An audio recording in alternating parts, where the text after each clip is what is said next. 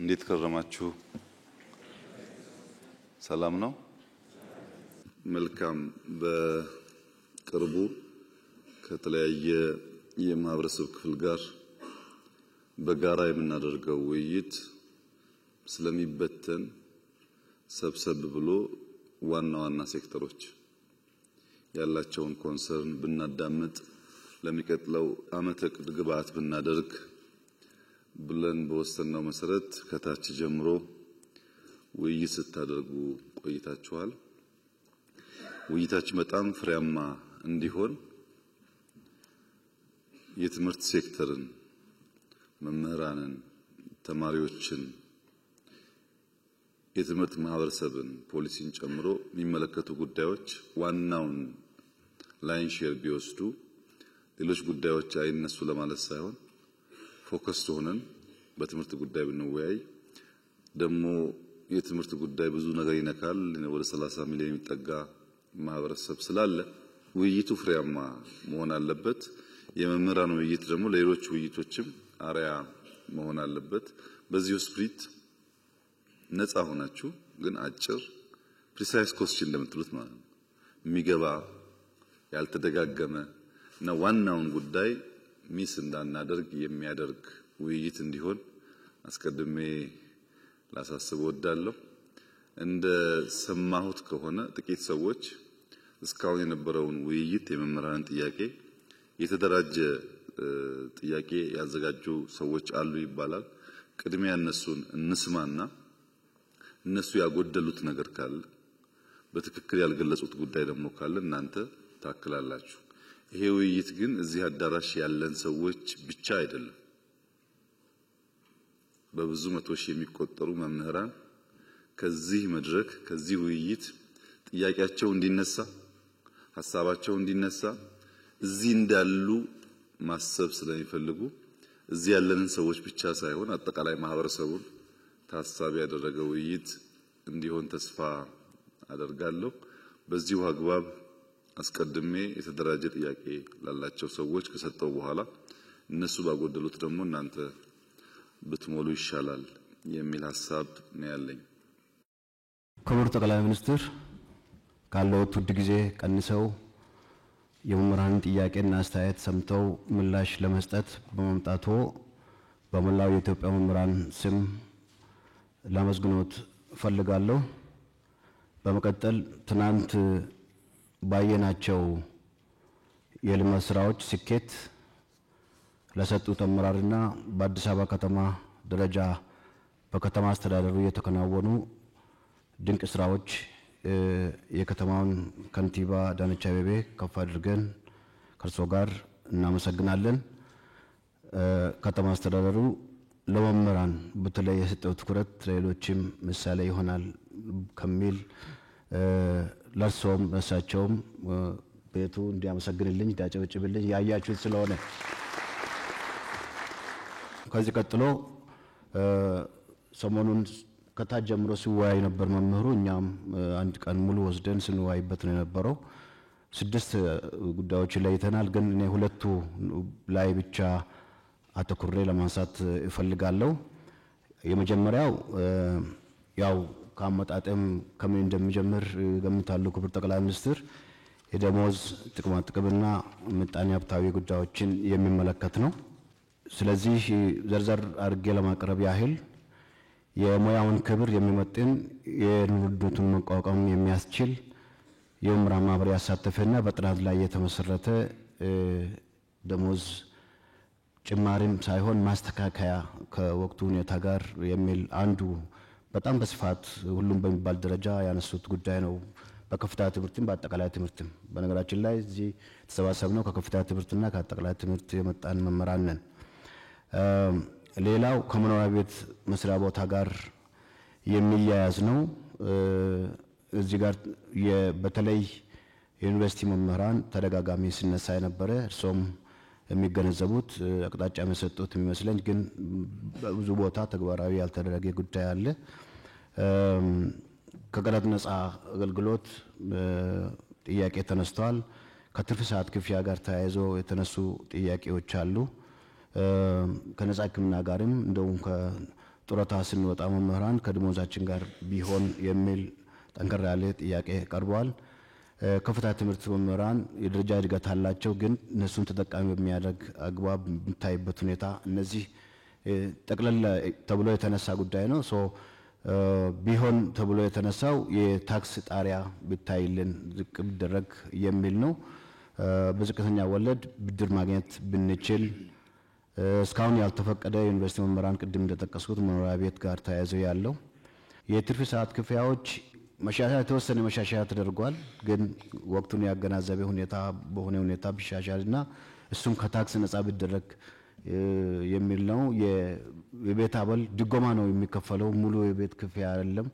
ከዛች ድጎማም ቀረጥ ትቀነሳለችና እሷም ብትነሳ የሚል ጠንከር ያለ ሀሳብ ቀርቧል። በአጠቃላይ በሁሉም ደረጃ የጎንዮሽ እርከን ጭማሪ ከቅድመ መደበኛ እስከ አጠቃላይ ትምህርት እንደምናውቀው የጎንዮሽ እርከን ጭማሪ ሰንጠረዥ ሲወጣ ሁለት ዓመት ብሎ ይሄዳል። ግን ምንም ወደ ጎንዮሽ ከቆመ ወደ 10 ምናምን ዓመት ሆኖታል ከ94 ዓመት ወዲህ። እሱም ጠንከር ያለ ጥያቄ አለ። ምክንያቱም ሁሉንም አንድ ቦታ ጠቅልሎ ያስቀመጠ አገልግሎት መሰረት ያደረገ አሰራር ውስጥ ነው ያለነውና ማለት ነው።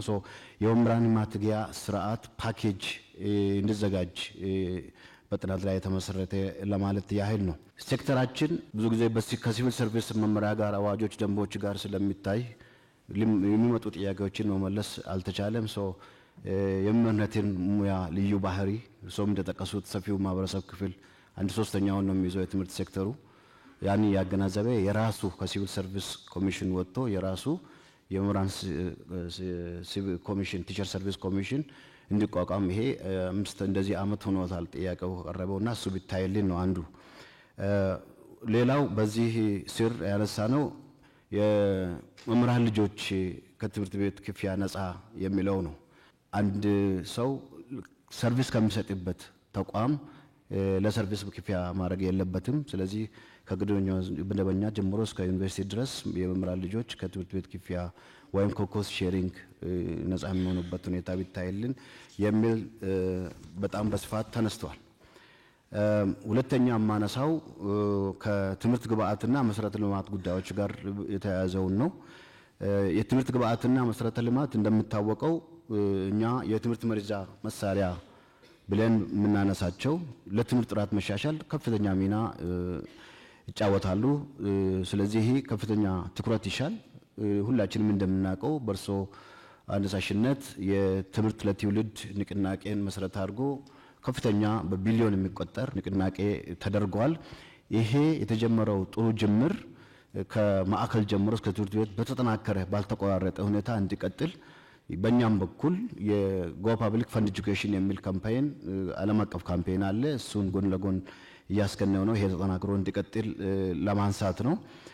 የትምህርት ግብዓት ሲሟላ የአካል ጉዳተኞች ያው በጣም ትኩረት አለ። ሞዴል የሆኑ ትምህርት ቤቶች ተገንብተዋል። በተለይ አዲስ አበባ ላይ በቅርቡ ሲመረቅ አይተናል። ባለፈው እርሶም የመረቁት እና የብሬል እነሱን ታሳቢ ያደረገ ግንባታዎች አሁንም መሻሻያዎች ቢኖሩም ክፍተቶች አሉ። የምልክት ቋንቋ እነዚህን ከግንዛቤ ያስገባ እሱም ቢታይ ግብዓት ከማሟላት አኳያ ለማለት ነው። ከአትራፊ ድርጅቶች እና ኢንቨስተሮች በብዙ ሀገሮች እንደተለመደው ለትምህርት ፈንድ ያደርጋሉ፣ ይሰጣሉ። ኢንቨስተሮች እዚህ ሀገር ለትምህርት መክፈል አለባቸው። ታክስ ሊሆን ይችላል። የሆነ መመሪያ ጠንከር ያለ ነገር ቢወጣ ፍላጎት አለን። ምክንያቱም ፋይናንስ በጨመረ ቁጥር ጥራትን ለማሻሻል በጣም ጠቃሚ መሆኑን ሁሉም ስለሚገነዘብ ማለት ነው። ዘርፉን በቴክኖሎጂ መደገፍ ያው ጊዜው በጣም ቴክኖሎጂ ጋር ታይቷል። ትናንትም ጎብኝተናል የአንድ መሶብ አገልግሎት። እዛ ላይ አንድ ጥሩ ነገር ያየነው የቴክኖሎጂ ኮምፒውተር መክፈት የማይችሉ ታላላቅ ሰዎች በእድሜ የገፉ ሊኖሩ ይችላሉ። እነሱም ጭምር ለማስተናገድ ስርዓት የዘረጋ ነው። በነገራችን ላይ እሱ ጥሩ ነው። ግን ደግሞ ወደፊት እና አሁን ቴክኖሎጂ በጣም አስፈላጊ የሆነ የመጣ ስለሆነ መሰረተ ልማቱ ዝርጋታ በጣም ያስፈልጋል። መብራት በተለያዩ ገጠሪቱ አካባቢዎች ያው ህዳሴ ግድብ መብራት እየመጣ ነው። ሁሉም እያንዳንዱ ቤት ይገባል ብለን እናስባለን። ግን ደግሞ ዛሬ እንፈልጋለን ተማሪዎች በዛ እንዲያጠኑ መምህራን አክሰሲብል እንዲሆን ኮምፒውተሮች፣ ታብሌቶች፣ ኢንተርኔት እነዚህ አክሰሰሪዎች ሁሉ በደንብ በትኩረት እንዲታይ ነው የተሰራ መሆኑን እንገነዘባለን። ግን በጣም አሁንም ትኩረት ይሻል። በመጨረሻ በዚህ ዘርፍ ማነሳው ከትምህርት ቤቶች ግንባታና ማስፋፋት ጋር በተያያዘ ነው። የትምህርት እድገትና ልማት ወሳኝነትን የሚመጥን በጀት እንዲመደብ ነው የምንፈልገው። በቀዳሚ እመቤት የተገነቡ 30 ሁለተኛ ደረጃ ትምህርት ቤቶች ቀላል አይደሉም። 30 ሺህ የመጀመሪያ ቅድመ መደበኛ ትምህርት ቤቶች ግንባታ፣ የአንደኛ ደረጃ እና ቅድመ መደበኛ ተማሪዎች የሚገባ በጣም የሚያበረታቱ ጥሩ ነገሮች አሉ። እሱ እንዳለ ሆኖ አሁንም ግን በተለይ በገጠር አካባቢ የእንስሳትን ከብቶች ተከትሎ የሚሄዱ ህፃናት አሉ። እነሱን ተደራሽ የሚያደርግ የትምህርት አቅርቦት አሁንም ትኩረት ተደርጎ ቢሰራበት ለማለት ፈልጋለሁ። ስለተሰጠኝ እድል ከልብ አመሰግናለሁ። ክቡር ጠቅላይ ሚኒስትር ሊያወያዩን ስለወደዱ ትውልድ ለመቅረጽ በሚወጡ በሚወርዱ መምህራን መላ መምህራን ስም ላመሰግኖ እወዳለሁ። ምስጋና ብታቀርቡልኝ ደስ ይለኛል። የምንወያየው በአንድ በኩል የጠፋን ስልጣኔና ትውልድ ያስገኛልና ተግታችሁ ተማሩ፣ በሌላ በኩል ደግሞ ስጡኝና የሀገራችንን ገጽታ በአንድ ምዕተ ዓመት ልለውጠው ስለተባለለት ትምህርት ነው። ስለዚህ ታላቅ ጉዳይ ያሉኝን ሐሳቦች በሁለት አንኳር ነጥቦች ላይ ተመርኩሼ ለማቅረብ እወዳለሁ። እንግዲህ የሙያ ከበረ የሚባለው በብዙ መንገድ ቢሆንም ቅሉ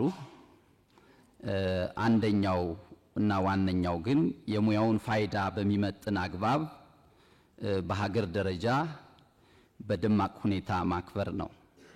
እንግዲህ መምህርነት ሁሉንም ሙያዎች የሚወልድ ከሆነ የሁሉም ሙያዎች አባት ከሆነ ከሁሉም ሙያዎች በላይ ደምቆ ክብር ሊያገኝ ይገባዋል ብለን እናምናለን።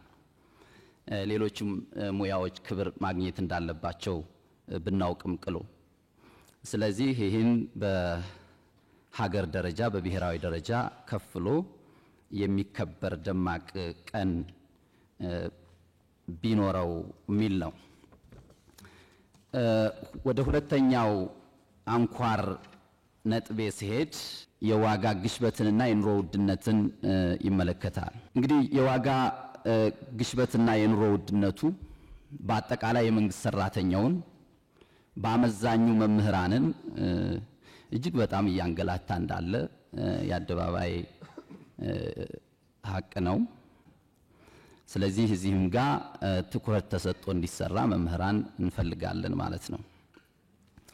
እዚሁ ጉዳይ ላይ ሳልወጣ የስራ ዕድል ፈጠራን የሚመለከት ነጥብም ልጨምር። እንግዲህ መምህራን ከታች ጀምረን የምናስተምራቸው ተማሪዎቻችን የስራ ዕድል እንዲያገኙ እንፈልጋለን። ሶስቱን የስራ ዕድል ለመፍጠር ደግሞ በተለይ የስራ ባህልን ለማሻሻልና በፕሮጀክቶች አፈጻጸም ላይ እየተደረገ ያለውን ጥረት ከፍ ለማድረግ የስራ ባህል ለውጥ እንቅስቃሴ ሀገራዊ ጉዳይ ማድረግ ተገቢ እንደሆነ እናምናለን። በዚህም ስራ ላይ መምህራን ሚናቸው ከፍተኛ ስለሆነ ታምኖ የስራው አካል እንዲሆኑ በተለይ የስነ ጽፈቱ አካል እንዲሆኑ ቢደረግ ለማለት ነው።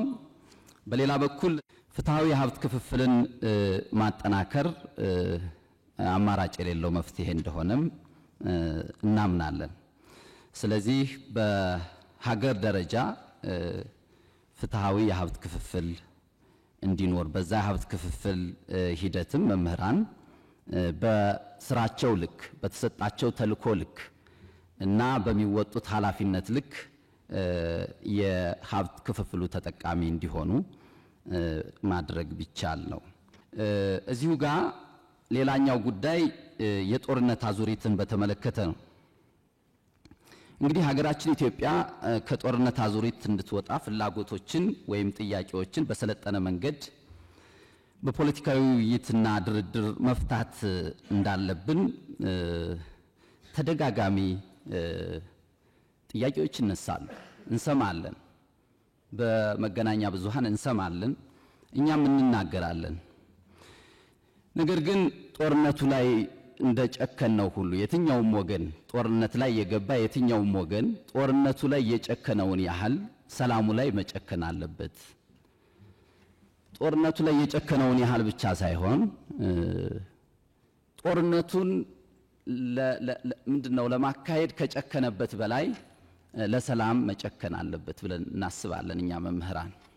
እና የሀገራችን ሰዎች ቀደምቶቹ እንዲህ ይላሉ አሉ ህዝብንና ሀገርን የትኛውም እብሪተኛ እንዳያጠቃ ብትሽቱ ጥርሳችሁን ነክሳችሁ ችላችሁ የእርቅንና የመዋሃድን መንገድ ምረጡ ነው። ስለዚህ መምህራንን ያሳተፈ የእውነት ሀገራችን ሰላም ስለሚያስፈልጋት ህዝባችን ሰላም ስለሚያስፈልገው ሀገራችን ልማት ስለሚያስፈልጋት ህዝባችን ሰላም ስለሚያስፈልገው የእውነት ከልብ ወደን ለመምህራን ተልኮውን የሰጠንለት ያኔ እኔ ሁሉ ነገር ሰላም ሆኗል ብዬ አስባለሁ። ግን አሁን የምንዋረደው ባስተማርናቸው ልጆቻችን ነው። ስለዚህ ይህንን እውነት ነው በአንድ ቀን ለመቀበል ሊቸግር ይችላል። ነገር ግን ይህንን ከመሞከር ወደ ኋላ ባንል የሚል ነው። በሌላ በኩል የወል ትርክትን በተመለከተ ነው ላነሳ የወደድኩት ነጥብ። እንግዲህ መምህራኑ እዚህ ያሉት እንደሚያስተምሩት የሀገር ታሪክ ስልጣኔንና ዝማኔን የሀያልነትም መሰረት ነው ብለው ያስተምሩናል መምህራን። ታሪክን ማወቅ የዓለምን ህዝብ አነዋወር ከየት ወደ የት እንደሆነ ለመገንዘብ ስለሚረዳ ነው። በሌላ በኩል ክፉውን ላለመድገም በጎውን ደግሞ በእጅጉ ለመደጋገም ነው ታሪክን የምንማረው። እርሶ አፍ ላይ አይጠፋም። ይሄ በተደጋጋሚ ነው የምንሰማው። ግን አዳምጠነዋል ወይ የሚለው እኔንም ትንሽ ይፈትነኛል። እውነት ለመናገር ማዳመጥ ይኖርብናል፣ መደማመጥ ይኖርብናል። ስለዚህ ዜጎች ስራ ስራ ስራ፣ ኢንቨስትመንት ኢንቨስትመንት ኢንቨስትመንት፣ ትምህርት ትምህርት ትምህርት ትምህርት እንዲሉ የሚያስችል መሆን አለበት። ያ የወል ትርክት ሀገራቸውን የሚያፈቅሩ ሀገራቸውን የሚወዱ ልክ እርሶ በተደጋጋሚ እንደሚሉት ለሀገራቸው የሚዋደቁ እርስ በርስ የሚዋደቁ ሳይሆን እርስ በርስ የሚጠፋፉ ሳይሆን እርስ በርስ የሚፈራረጁ ሳይሆን ሀገራቸውን የሚጠብቁ ሀገራቸውን የሚያለቡ አርበኞች እንዲሆኑ ማድረግ የሚችል በሆነ መልኩ መጻፍ ይኖርበታል ማለት ነው። በአመዛኙም ለዚህ መጠፋፋት ለዚህ መገፋፋት ያዳረገን ዘረኝነት፣ ጎሰኝነትና አክራሪነት ስለሆነ ድባቅ በሚመታ መልኩ መጻፍ አለበት። እውነት ነው። ያ ዘረኝነት ዝም ብሎ አልመጣም፣ ተዘርቶ ነው። ያ ጎሰኝነት ዝም ብሎ አልመጣም፣ ተዘርቶ ነው። ያ አክራሪነት ዝም ብሎ አልመጣም፣ ተዘርቶ ነው። ያ ዘር ግን መምከን አለበት። የሚመክነው ደግሞ በዛ ችለን በመናደርገው የወል ትርክት ነው ብለን እኛ መምህራን እናምናለን ማለት ነው። ይህን ካልኩ ዘንዳ እንግዲህ ከአንኳር ጉዳይ ላይ የመጨረሻ ማደርገው ብሔራዊ ጥቅምን ነው። ስለዚህ ብሔራዊ ጥቅምን በተመለከተ የውስጥና የውጭ ዲፕሎማሲን ብሔራዊ ጥቅምን በሚያረጋግጥ አኳኋን የተጀመረውን ስራ በማጠናከር የትውልዱን የባህር በር ጥያቄ የቀጠናውን ዘላቂ ሰላም በሚያስጠብቅ መልኩ መረጃና ማስረጃን መሰረት ባደረገ ዲፕሎማሲ ላይ አተኩሮ መመለስ ቢቻል። በአጠቃላይ መንግስቱ ለመምህራን ለሰጠው ክብር እና የመፍትሄው አካል እንድንሆን ይህን የውይይት ጉባኤ ስለከፈቱልን ከልብ አመሰግናለሁ። ክብረት ይስጥልን። የኢፌዴሪ ጠቅላይ ሚኒስትር ክቡር ዶክተር አብይ አህመድ ከኢትዮጵያ መምህራን ምክክር በኋላ በፌዴራል መንግስት የሚመለሱ ጥያቄዎችን ምላሽ ለመስጠት ከፊታችን ስለተገኙ እናመሰግናለን። እኔም ማነሳቸው ጥያቄዎች በሁለት መሰረታዊ ጉዳይ ነው። አንደኛው ማህበራዊ ጉዳዮች ላይ፣ ሁለተኛ የመልካም አስተዳደር ጉዳዮች ላይ ነው። እነሱን ጥር አድርጌ ለማቅረብ ሞክራለሁ። የተለያዩ ሀገራዊ ፖሊሲዎች ሲቀረጹ የመምህራን ተሳትፎ ማነስ፣ ሰላምና የመምህራን የሥራ ቦታ ደህንነት አለመኖር፣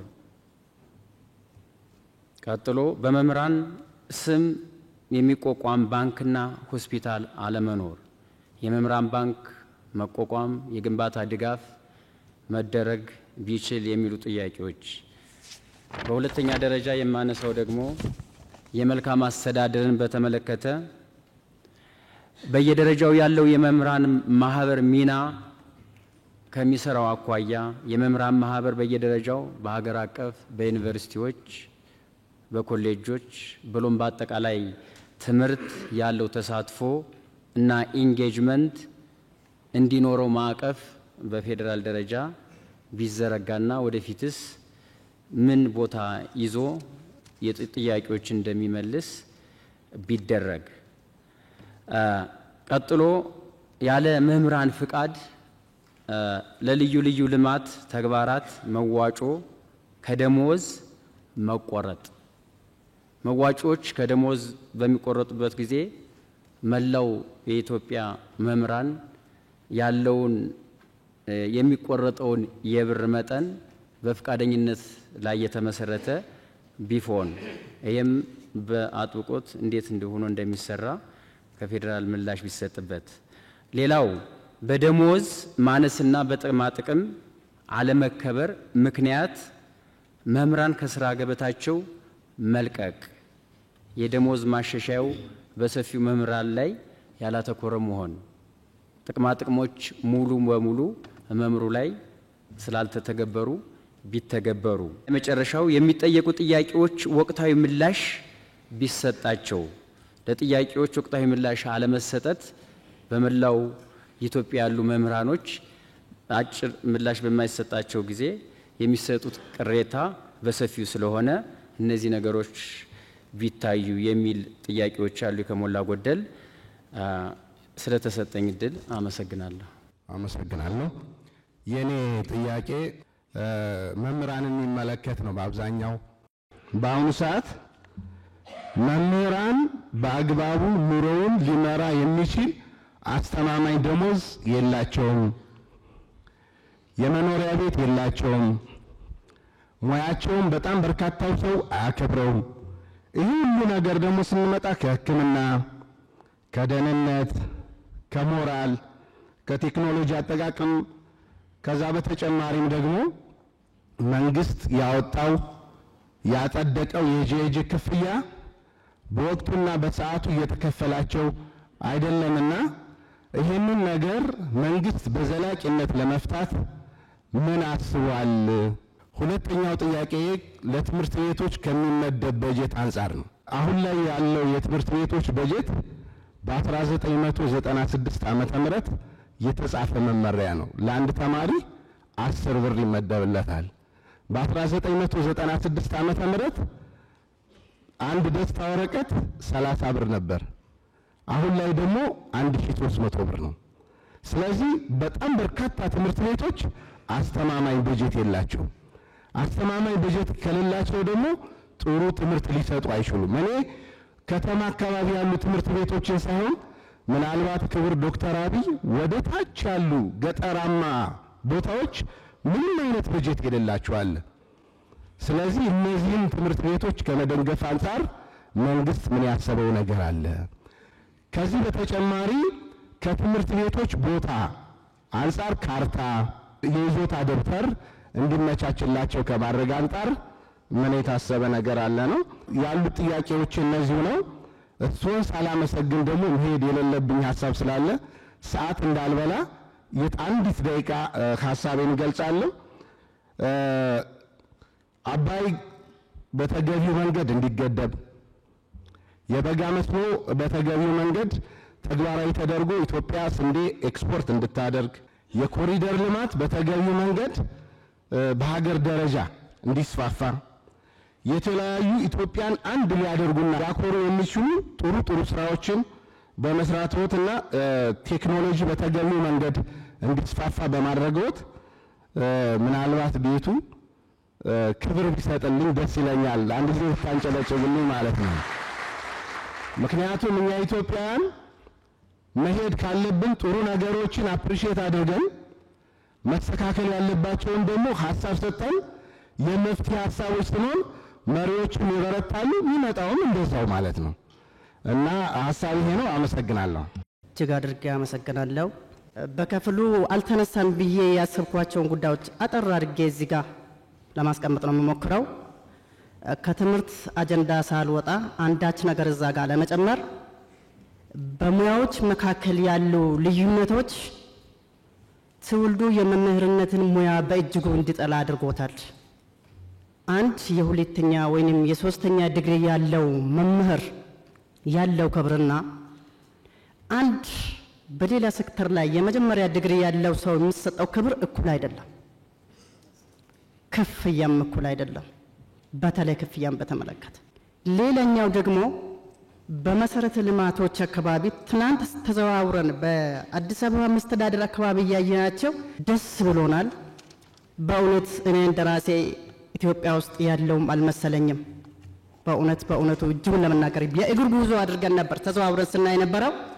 አንዳች ድካም ባልተሰማን ለምን ያልቃል የሚል ስሜት ሁሉ ነበረ ጉብኝቱ።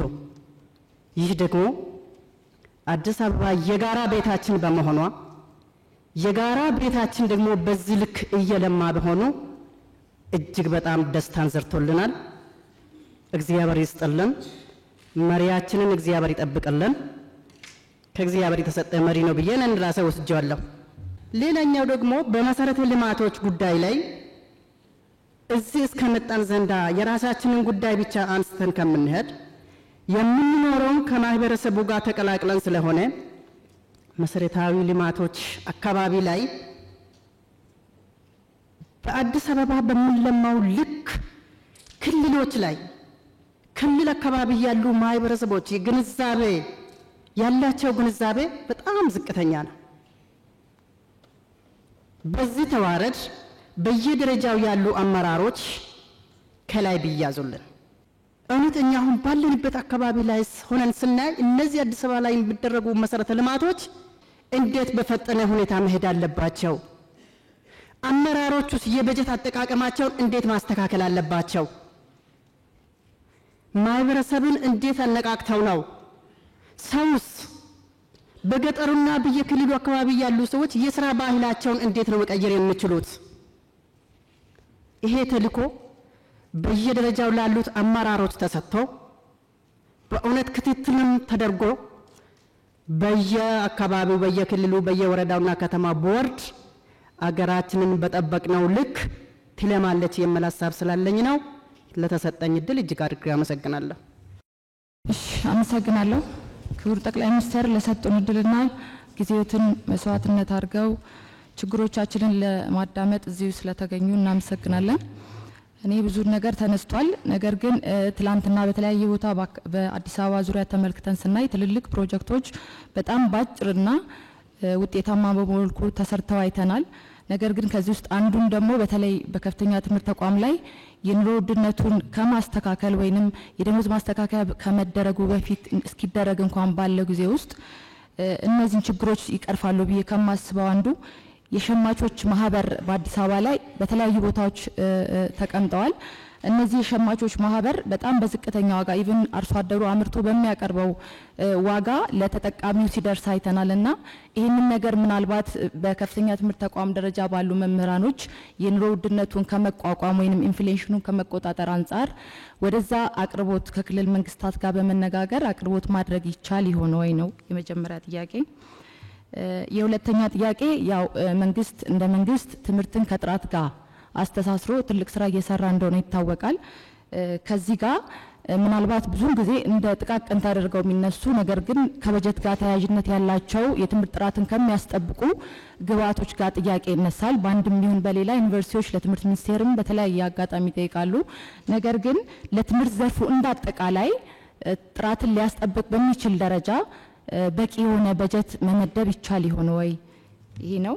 ሌላኛው ከሶስተኛ ደረጃ ምሳሌ ሀገር እንደ ሀገር የያዘችው እንግዲህ ሌጋሲ ከማስጠበቅ አንጻርና ትላንትና ያየናቸውን እጅግ በጣም ሰፊ ፕሮጀክቶችን አልቀው ለልማት እንዲውሉ የተደረጉትን ከክልሎች ጋር በመነጋገር ምክንያቱም ብዙ ጊዜ እኛ ልማቶችን ስናይ ወደ ክልል አካባቢ ሲኬድ ከፌደራል መንግስት ኃላፊ መጣ ሲባል ከተማው በጣም ያሸበርቃል።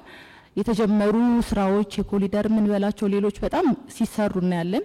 በማግስቱ ግን ሲቆሙ ነው የምናየው። ይሄ ማለት ቀጣይነት ያለው ልማት ለማምጣት ስለሚያስቸግር እንደ አዲስ አበባ ሁሉም በመላ ሀገሪቱ ያሉት የልማት አውታሮች ኃላፊነትን ተቀብለው የሚሰሩ ከቀበሌ እስከ ክልል አመራር ይህን ነገር እውነት በእናንተ ልክ ተረድተውታል ወይ? ለሀገር የሚያመጣውን ኢኮኖሚ በአጭር ጊዜ ውስጥ ይህንን ችግር ይፈታል በሚል ደረጃ ተረድተውታል ወይ በሚል ጥያቄ ስለሚያስነሳ እነዚህ ነገሮች ፈጣን በሆነ 24/7 በሚል ትላንትና ሲገለጽልን የነበረዋልና በጣም ደስ የሚል ይሄን አክል ኮሚትድ ሆነው እየሰሩ ነው ወይ? ምናልባት ህዝቡን ጫጫታ የሚያስነሱ ነገሮች ስላሉ ነው። የኮሪደር ልማቱ እናንተ ባላችሁ ልክ ተረድተውታል ወይ? በዛ ልክ አብረው ጠንክረው እንዲሰሩ ከናንተ ልክ እንትኑ ቢነራቸው ብዬ ነው። አመሰግናለሁ። ስለተሰጠኝ ምድል አመሰግናለሁ። ሊያናገሩን ፈቃደኛ ስለሆኑ በጣም እናከብራለን። ከዛ በመቀጠል በዩኒቨርሲቲ ደረጃ ከቦንጋ ዩኒቨርሲቲ ነው የመጣውኝ። በዛ ደረጃ ያለው ከዩኒቨርሲቲ ደረጃ ያሉ ነገሮች ትንሽ የላንሳና በተለይ ከቦርድ ጋር የተያዙ ነገሮችን እናቅርብ። ቦርድ ዩኒቨርሲቲውን አያውቀውም። ለምሳሌ ቦንጋ ዩኒቨርሲቲ በ7 ዓመት አንድ ቀን ቦርድ አነጋግሮት አያውቅም መምህሩን። ያ ኃላፊነት የለውም ወይ ማለት ተባብሮ ለመስራት እስከሆነ የትምህርትን ጥራት ለማምጣት እስከሆነ ድረስ ለምን እንደዚህ አይነት ነገሮች አይሰሩ? እንደዚህ አይነት ነገሮች መስተካከል አለባቸው። ሌላ ደግሞ ከባጀት አመዳደብ 60 25 15 መባሉ አሉ። ከምርምር ጋር ከአካዳሚክ ጋር የተያዙ ነገሮች ዩኒቨርሲቲ ውስጥ በጣም እየቀሩ የመጡበት ሁኔታ አለ። ጠቅላላ ዩኒቨርሲቲዎች ወደ ፕሮጀክት ወደ ህንጻ ወደ ተለያዩ ነገሮች እየመጡ ያሉበት ሁኔታ ስላለ እሱ ነገር በስተካከል አመሰግናለሁ። ለተሰጠኝ እድል በጣም ላመሰግኖት እፈልጋለሁ። ጊዜ ለመጠቀም ቀጥታ ወደ ጥያቄ መግባት እፈልጋለሁ። ከለውጡ ጋር በተገናኘ በግሪጎሪያን ካላንደር በ2018 ኤጁኬሽን ሮድ ማፕ በ2023 ጠቅላላ የስርዓተ ትምህርት ለውጥ መደረጉን እናውቃለን። ሆኖም ግን ይህ ስርዓት ለውጥ ለሀገር በቀል ቋንቋዎች ትክክለኛ ትኩረት የሰጠ አይመስለኝም።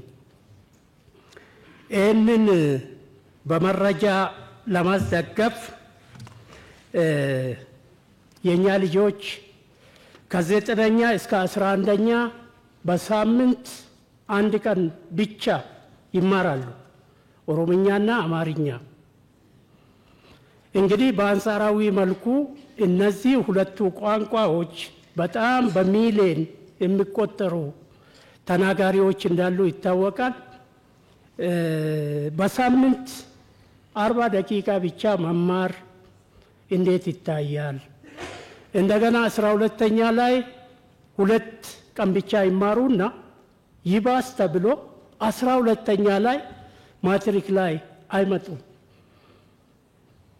የዚህ ኢምፕሊኬሽን የዚህ ስፒል ኦቨር በወላጅ በመምህራን በተማሪዎች ዘንድ እንዴት ይታያል? ሁለተኛ ጥያቄ ከለውጡ ጋር በተገናኘ ለሁለተኛ ደረጃ መምህራን ስልጠና የተሰጠው ትኩረት ብዥታን የሚዘራ ነው። ይህ ማለት በኢህአዴግ ጊዜ ቢኢዲ ባችለር ኦፍ ኤጁኬሽን ነበር። በማል ቴሶ የሚባል ፕሮግራም መጣና ቴሶ ቲቸር ኤጁኬሽን ሲስተም ኦቨርኦል ማለት ነው፣ ፓራዳይም ሺፍት። ለ6 ዓመታት በሱ ከተሰራ በኋላ ፒጂዲቲ መጣ። ቴሶ ቤዚካሊ ኢንቲግሬትድ ነው። ሳብጀክት ማተር ፕላስ ፔዳጎጂካል ትሬኒንግ ኢንቲግሬት አድርጎ ነው የሚሰለጥኑት። ከጊዜ በኋላ ምን ሀሳብ መጣ?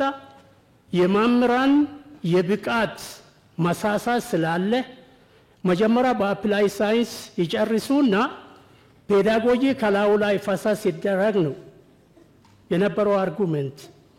እሱ ፒጂዲቲ ነው፣ ፖስት ግራጁዌት ዲፕሎማ ኢን ቲቺንግ ማለት ነው።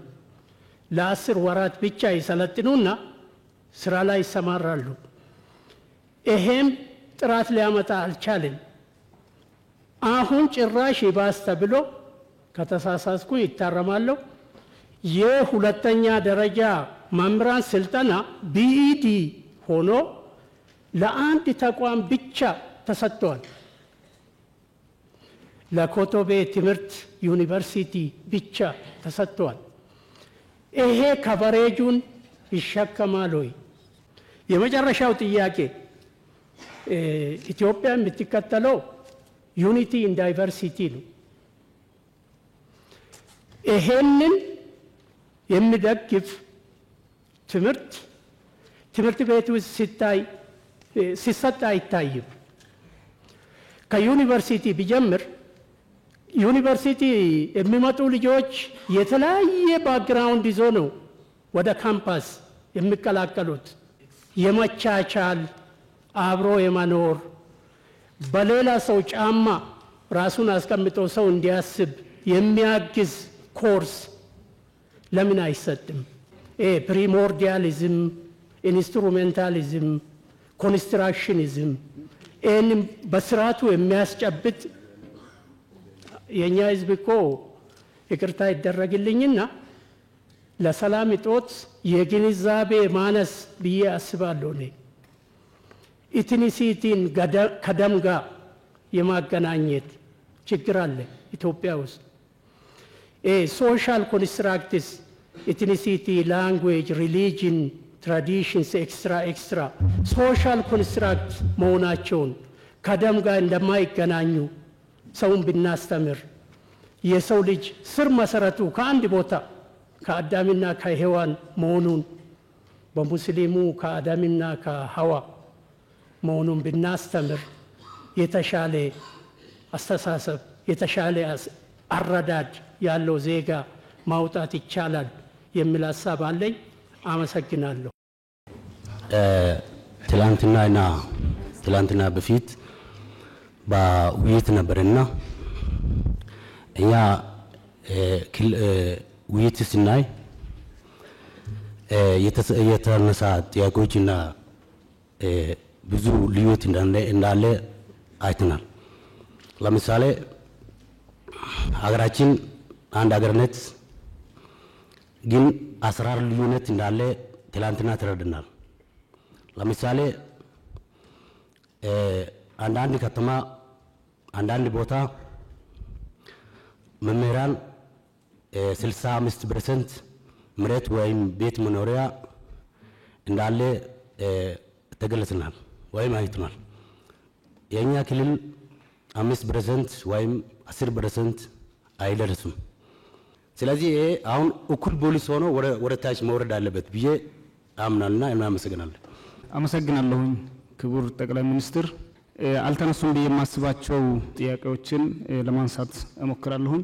በሰሜን ጦርነት ከፍተኛ ቁጥር ያላቸው ትምህርት ቤቶች ወድመዋል። እንደ አፋር ከ300 በላይ ትምህርት ቤቶች እንደወደሙ የቁጥር መረጃው እርግጠኛ ባልሆነም መረጃዎች አሉ።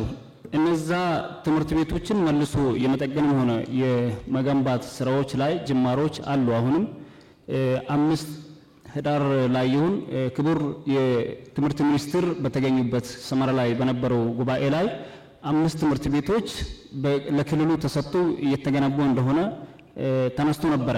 እነዛ ትምህርት ቤቶች ግን ማለቅ በነበረባቸው ጊዜ አላለቁም። ይሄም የክልሉ ችግር እንደሆነ እናምናለን።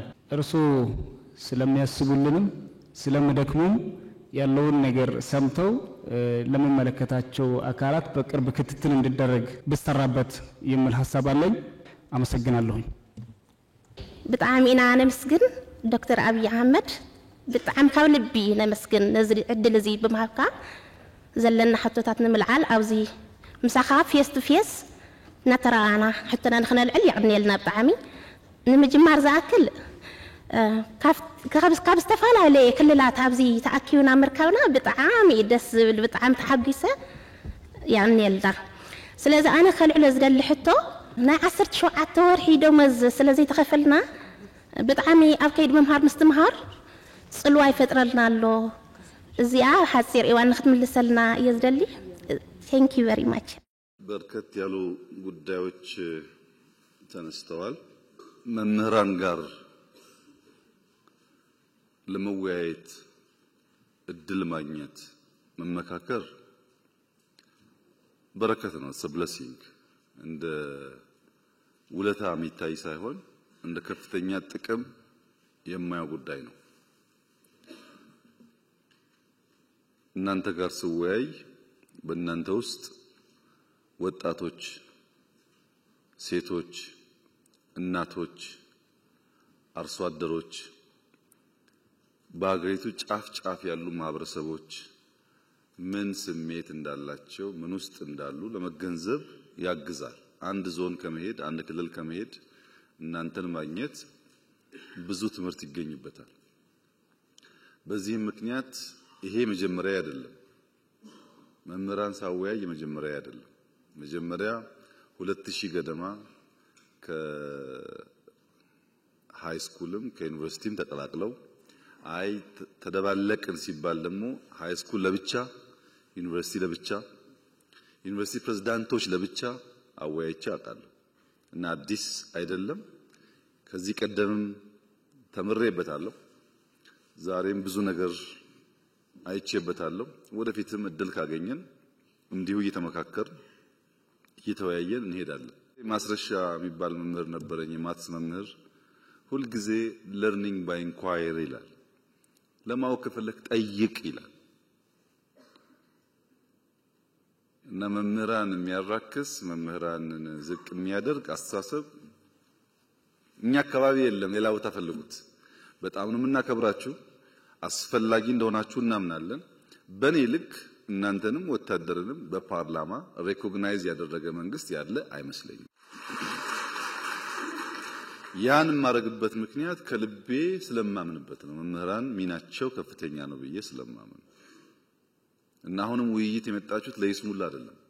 እያንዳንዷ ፖይንት ተለቅማ እንዴት አድርገን እንደምንሰራባት ለማየት ነው።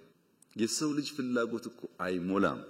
ደሞዝ ቢጨመር ቤት ቢሰራ ሰው ነን፣ ፍላጎታችን እያደገ ነው የሚሄደው።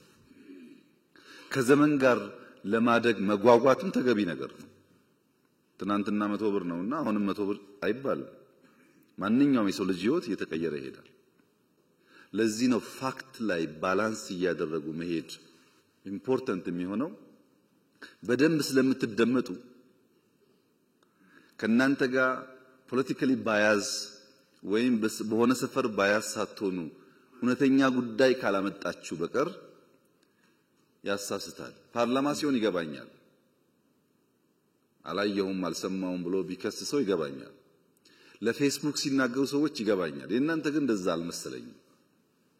እና ትንሽ ሚዛን እየጠበቁ መነጋገር ጠቃሚ ይሆናል። የእናንተ ሐሳቦች በርካታዎቹ ለፖሊሲ ግብአት ስለሚሆኑ የመጀመሪያው ሐሳቤ ያለንበትን ዘመን መረዳት ማወቅ ያስፈልጋል። ዘመን በቅጡ ካልተረዳን ዘመን ልንዋጅ አንችልም፣ ትውልድ ማስመለጥ ደግሞ አንችልም። ምን ውስጥ ነው ያለነው? የኛ አያቶች የነበሩበት ዓለም የራሱ ዓለም ነው፣ ይክፋም ይልማም። የኛ አባቶች የነበሩበት ዓለም የራሱ ዓለም ነው፣ ይክፋም ይልማም። የኛ ዓለም ሌላ ዓለም ነው። ምን ውስጥ ነው ያለነው? እንዴት እንንቃ? እንዴት እንከተል? ምንድነው ያለው ቻሌንጅ ብለን ካልተገነዘብን እንቸገራለን። እኔ የተማርኩበት ትምህርት ቤት የበሻሻ አንደኛ ደረጃ ትምህርት ቤት የተገነባው በዘማቾች ነው። ዘማች የገነባው ነው። ከዛ በፊት አልነበረም ትምህርት ቤት። አርብ እለቀልቃለን፣ ቅዳሜና እሁድ ይደርቃል፣ ሰኞ እንማራለን። ይሄ ነበረኛ ትምህርት ቤት። በእበት እየለቀለቅን እበት አመተን ለቀልቃለን። አሁን ጥያቄው ሶላር ኢነርጂ የለም ከሆነ፣ አሁን ጥያቄው ኮምፒውተር የለም ከሆነ ፕሮግረስ አለ ማለት ነው። እንኳን ጠየቃችሁ ያንም ማግኘት አለብን። ትክክል ነው። ስናወዳደር ግን በሚዛን ይሁን። አሁን ያለውን ለማሳነስ የሌለ ድሮ አንናገር ነው። የሌለ ድሮ ምን ያደርጋል? ለምንድነው ይሄን ማነሳው? መምህራን ስለሆናችሁ፣ ሎጂክ ስለሚገባችሁ፣ እውነት ስለሚገባችሁ ነው። በሆነ ጊዜ እውነትና ዕውቀት የነገሱበት ሲዝን ዘመን ነበረ። እውነትና ዕውቀት የነገሱበት ሲዝን ማህበረሰብ ጨክኖ ተሰብስቦ ሰርቶ ሀገር ሰርቷል። ለምሳሌ በሁለተኛ ዓለም ጦርነት ኦስትሪያ ቬና ወይም ዋይን የምትባለው ከተማ ኦልሞስት ፈርሳለች። ኦስትሪያ በጣም ቀዝቃዛ ነው። ይሄ ዊንተር ሲዝኑ በረዶ በጣም ቀዝቃዛ ነው። እንኳን ለስራ ለመራመድም አይሆንም። በቂ ሂተር በሌለበት በቂ ቤት በሌለበት የጨከኑ የዛን ዘመን ሰዎች ቀንና ማታ ሰርተው ያኔ አይደለም ዛሬ የምታስቀና ከተማ ሆናለች ቪየና። ያ ትውልድ ልጅ ይሸከማል፣ ድንጋይ ይሸከማል፣ ሀገር ይሰራል። ያ አባት ሲሰራ ያየ ልጅ እንደ አባቱ ባይሰቃይም በተሻለ ሁኔታ የተሻለ ሀገር ይረከባል። ኦስትሪያ ደግሞ ተውና ኖርዌይ ሰዱ። ኖርዌይ ከ6 ወር በላይ በነሱ አባባል 9 ወር ሙሉ ጨለማ ነው፣ በረዶ ጨለማ ነው። እኔና እናንተ ብንሄድ ቅዝቃዜውን የአየር ጸባዩን አንችለውም፣ እንደኛ አይደለም። ግን ኖርዌይ ያሸበረቀች ሀገር ሆና መሰራቷ ብቻ ሳይሆን ለሚቀጥለውም ትውልድ የሚበቃ ሀብት አከማችተዋል። ልጆቻችን እንዳይቸገሩ ብሎ አከማችተዋል። እውነትና ዕውቀት የነገሰበት ሲዝን እና ማህበረሰብ በድፍን አውሮፓ ሀገር ገንብተው ለትውልድ ወረት አስቀምጠው አልፈዋል። ኢትዮጵያ ውስጥ እውነትና ዕውቀት መስፈሪያ እንዲሆኑ ትክክል እንዲሆኑ መምህራን ካልሰሩ ማንም ሰው አይሰራም። እውነትና ዕውቀት ደግሞ ፈታኝ ናቸው፣ ዋጋ ያስከፍላሉ። እውነት ዝም ብላ የምትገኝ አይደለችም፣ ታስከፍላለች ዋጋ። ዕውቀት ዝም ብሎ የሚገኝ አይደለም፣ ታውቃላችሁ፣ ብዙ መድከም ይፈልጋል። በቀላሉ ማደግ መለወጥ የሚሹ ሰዎች ዕውቀትና እውነትን ገፍተው የቀለለውን ነገር ይወስዳሉ።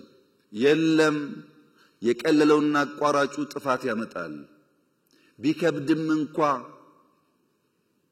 ታሪክ መቀየር ያለብን እኛንን ብለን እንድንነሳ የአንበሳውን ድርሻ መውሰድ ያለበት መምህር ነው። መምህር ግን ሲፈጥረው እዚህ ጋር የተጻፈለት ነገር ትውልድ መስራት፣ መድከም፣ መስጠት ነው። ወታደርም እንደዚሁ ነው።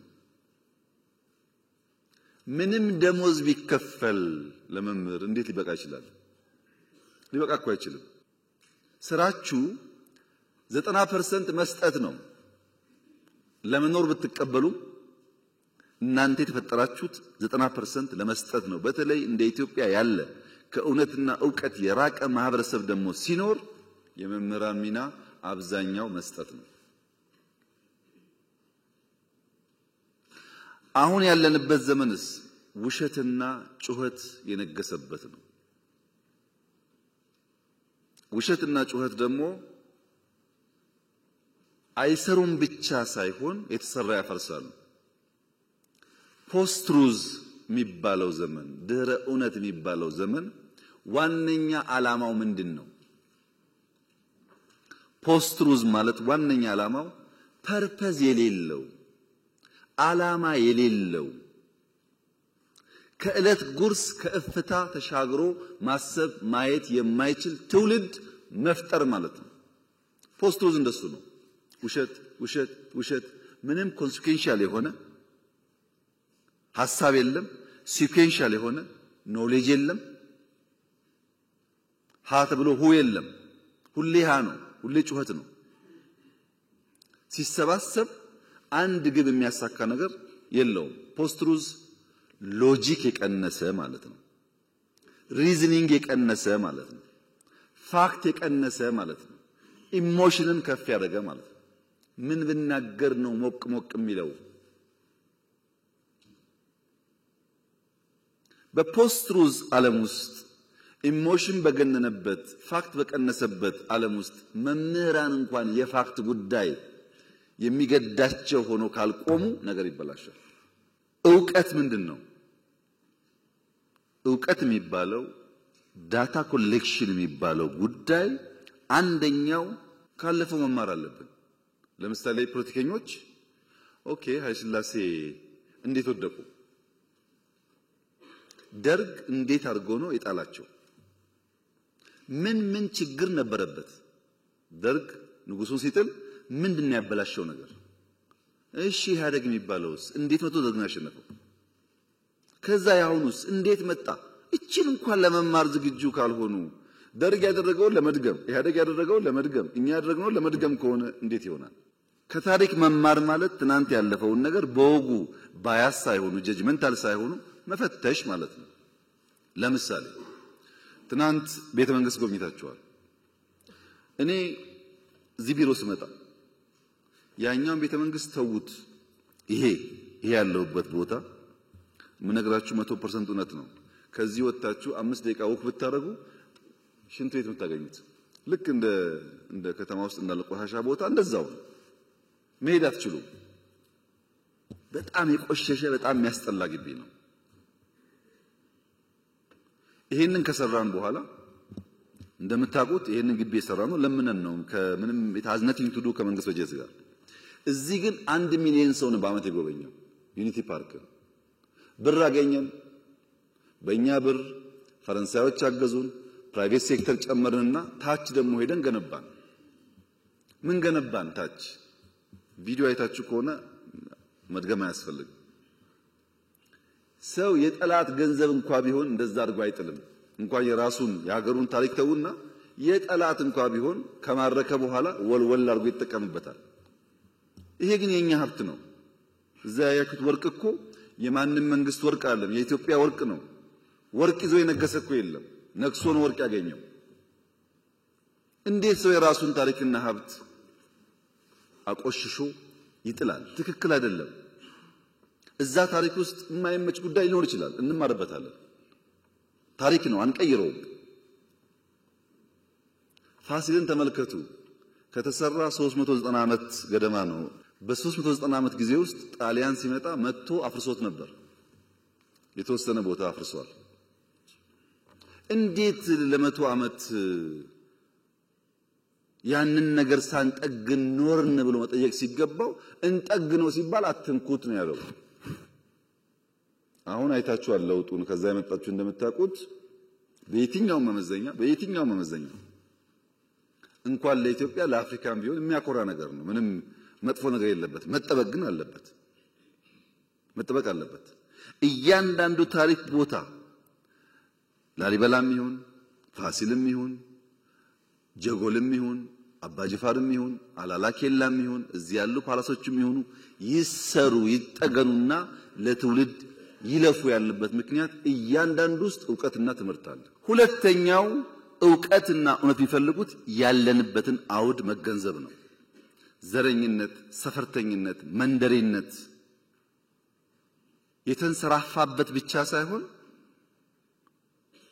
እንደ ካንሰር ሴል ነው ራሱን በራሱ እያዋለደ የሚሄደው። ባይዘወይ ሰዎች ዘረኝነት ሲባል ይሄ የኦሮሞ አማራ ወይም ጉራጌ ወላይታ ይመስላችኋል? እንደዛ አይደለም። ዘረኝነት ማለት በኦሮሚያ ብትወስዱት ጅማ፣ አርሲ፣ ወለጋ የሚባል በሽታ አለ። ወለጋ ብትሄዱ ሆሮ፣ ቄለም የሚባል በሽታ አለ። ከወለጋ የመጡ ያውቁታል። ጅማ ብትሄዱ ከጌራ ከምናምን ከሊሙ የሚባል በሽታ አለ። አያልቅም። እዛም ጌራ ከተገባ በኋላም አለው። ሰው አስተሳሰቡ አመለካከቱ እየጠበበ የሰውን ክብርና ቫልዩ እያወረደ የሰው ክብርና ቫልዩ ደግሞ ሲወርድ እኔም ወርዳለሁ ብሎ የማያስብ መሆኑ። አንተ ዝቅ እያረክ አንተ እያዋረድክ ልትከብር አትችልም። ግድ የለም ሰብሰብ ብለን ቋንቋ ይለያያል፣ እውነት ነው። ፍላጎት ይለያያል፣ እውነት ነው። ጾታ ይለያያል፣ እውነት ነው። ጂኦግራፊያችን ይለያያል፣ እውነት ነው።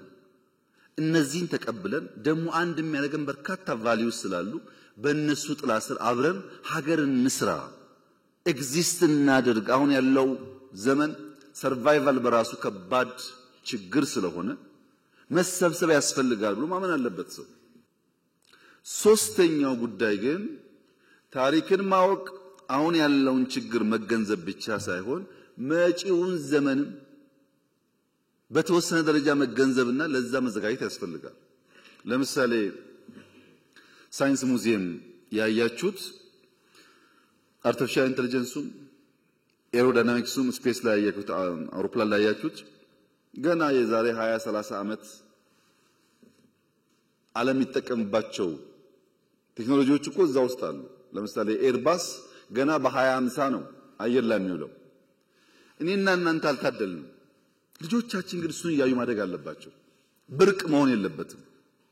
ትናንት ያያችሁት አብዛኛው ነገር እዚህ አካባቢ ያለው ሂስቶሪካል ነገሩ ጫካን ጨምሮ በበጀት የሚሰራ ስራ አይደለም። ለምን ገረማችሁ? እንደና እንደናንተ የተሰባበረ ሀገር የወሰዱ ሰዎች እኮ ወርቃቸውን አውጥተው የትዳር ቀለበታቸውን ሰጥተው ጸጉራቸውን ቆርጠው ሽጠው ለሀገሬ ልማቱ ይዋል ብለው እኮ የገነቡ ሀገራት ታውቃላችሁ። ታሪክ ከእናንተ በላይ ማን ያውቃል? አሉ እኮ ሀገራት በቃ ደህንነት ልመና ይበቃናል፣ ያለንን ሰጥተን ተክተን ልጆቻችን ከልመና ይውጡ ያሉ እኮ አሉ። መወሰን አለብን። የተረከብነው ሀገር ዕዳ፣ ደህንነት፣ ችግር የተከፋፈለ ነው። እሱን ደጋግመን ብናወራ ውጤት የለውም።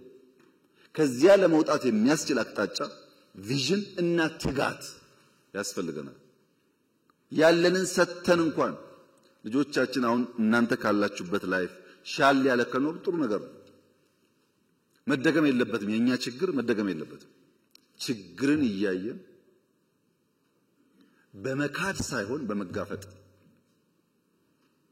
በመሸሽ ሳይሆን በመጋፈጥ ተቸግረንም ቢሆን እቺን ሀገር ካለችበት አረንቋ ልናወጣ እንችላለን የሚል እምነት መምህራን ካልያዙ ማን ነው የሚይዘው? ነው ጉዳዩ። ማን ይይዛል? በዚህ እሳቤ ነው ያለንበት ዓለም ዕውቀትና እውነት ተገፍተው ውሸትና ጩኸት በርትቶ አንድ ቀን አገልግሎ የማያውቁ ሰዎች፣ አንድ ቀን ለፍቶ የማያውቁ ሰዎች እንዳሻቸው የሚፈነጩበት ዓለም የተፈጠረው እኮ የት ሰርተሃል ብሎ የሚጠይቅ ሰው ጠፍቶ ነው። ምን ሰጥተሃል አንተ? ምን አገለገልክ? ካንተ ምን እንማር ብሎ በምክንያት አርጊው የሚያደርግ ሰው ጠፍቶ እኮ ነው። በዚያ ስፕሪት ማየት ካልቻላችሁ የኛ ውይይት ፍሬ የሚኖረው ውሃ የሚቋጥር አይሆንም። ምክንያቱም በጣም በርካታ ጉዳይ አንስታችኋል። ይሄ እናንተ ጉዳይ በአመት በሁለት አመት 3 አመት በ5 አመት አንዳንዱ ከዛም በላይ ጊዜ ሊፈጅ ይችላል። እኔ ከእናንተ ጋር ስብሰባ ሳይሆን ፈልገው የቤተሰብ የልብ ውይይት ነው። ያለውንም ችግር እንድታቁት፣ ያለውን እድል እንድታቁት፣ እዛም ላይ ሰፖርት እንድታደርጉና ለልጆቻችን የተሻለ ሀገር እንድንሰራ ነው። ይሄንን እንደ መግቢያ ካነሳው በኋላ ጥያቄዎቻችሁን በሶስት ማቀፍ ብናይ አንደኛው አጠቃላይ ከሀገሪቱ ሁኔታ ጋር ቢታይ ኢትዮጵያ ካለችበት ሁኔታ አንጻር መታየት አለበት። አንዳንዱ ጉዳይ በንጽጽር የምናነሳው ዋጋ የለውም። እኛ ካለንበት ጋር ስለማይጣጣም ዋጋ የለውም። እኛ ካለንበት ተጨባጭ ሁኔታ ጋር ግን ሲመሳከር ዛሬም ባይሆን ነገ ለመፍትሄ እንድንሰራ ያግዛል። ለምሳሌ ነፃ ሕክምና፣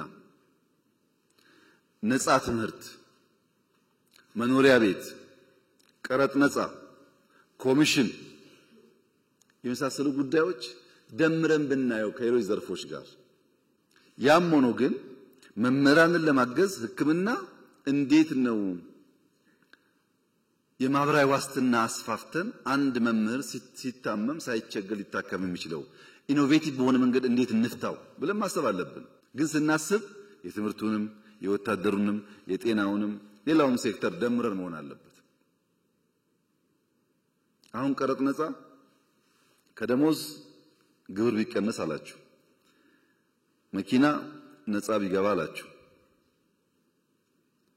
ከዛ ደግሞ ደሞዝ ቢጨመር አላችሁ። አብሮ እኮ አይሄድም።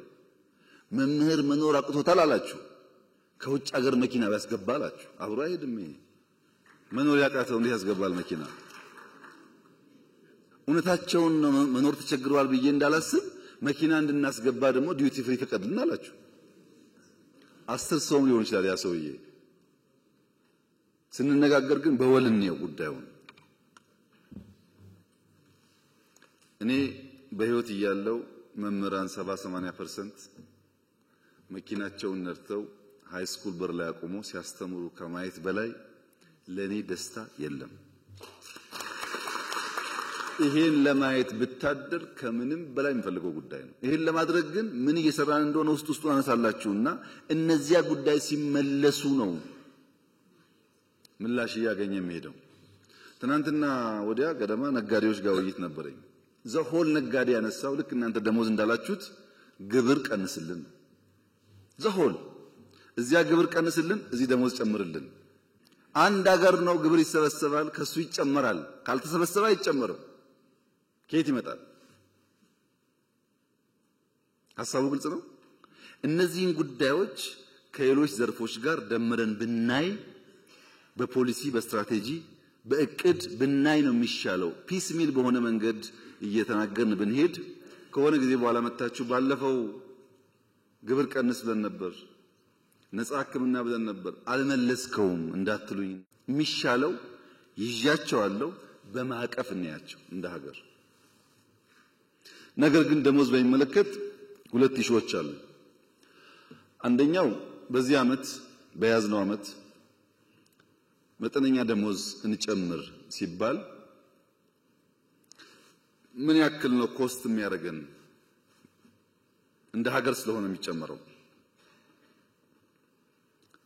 70 75 80 በሚል በኦፕሽን ቀረበ የሚጨመረው ደሞዝ። እንደምታውቁት በስኬል ለምሳሌ እኔ 30 ሺህ ማገኝ ከሆነ 10% ሲባል በስኬል ልክ እንዲጨምር፣ ታች ያለው ደግሞ በሚያገኘው ልክ እንዲጨምር የሚል ካቢኔ ቀረበ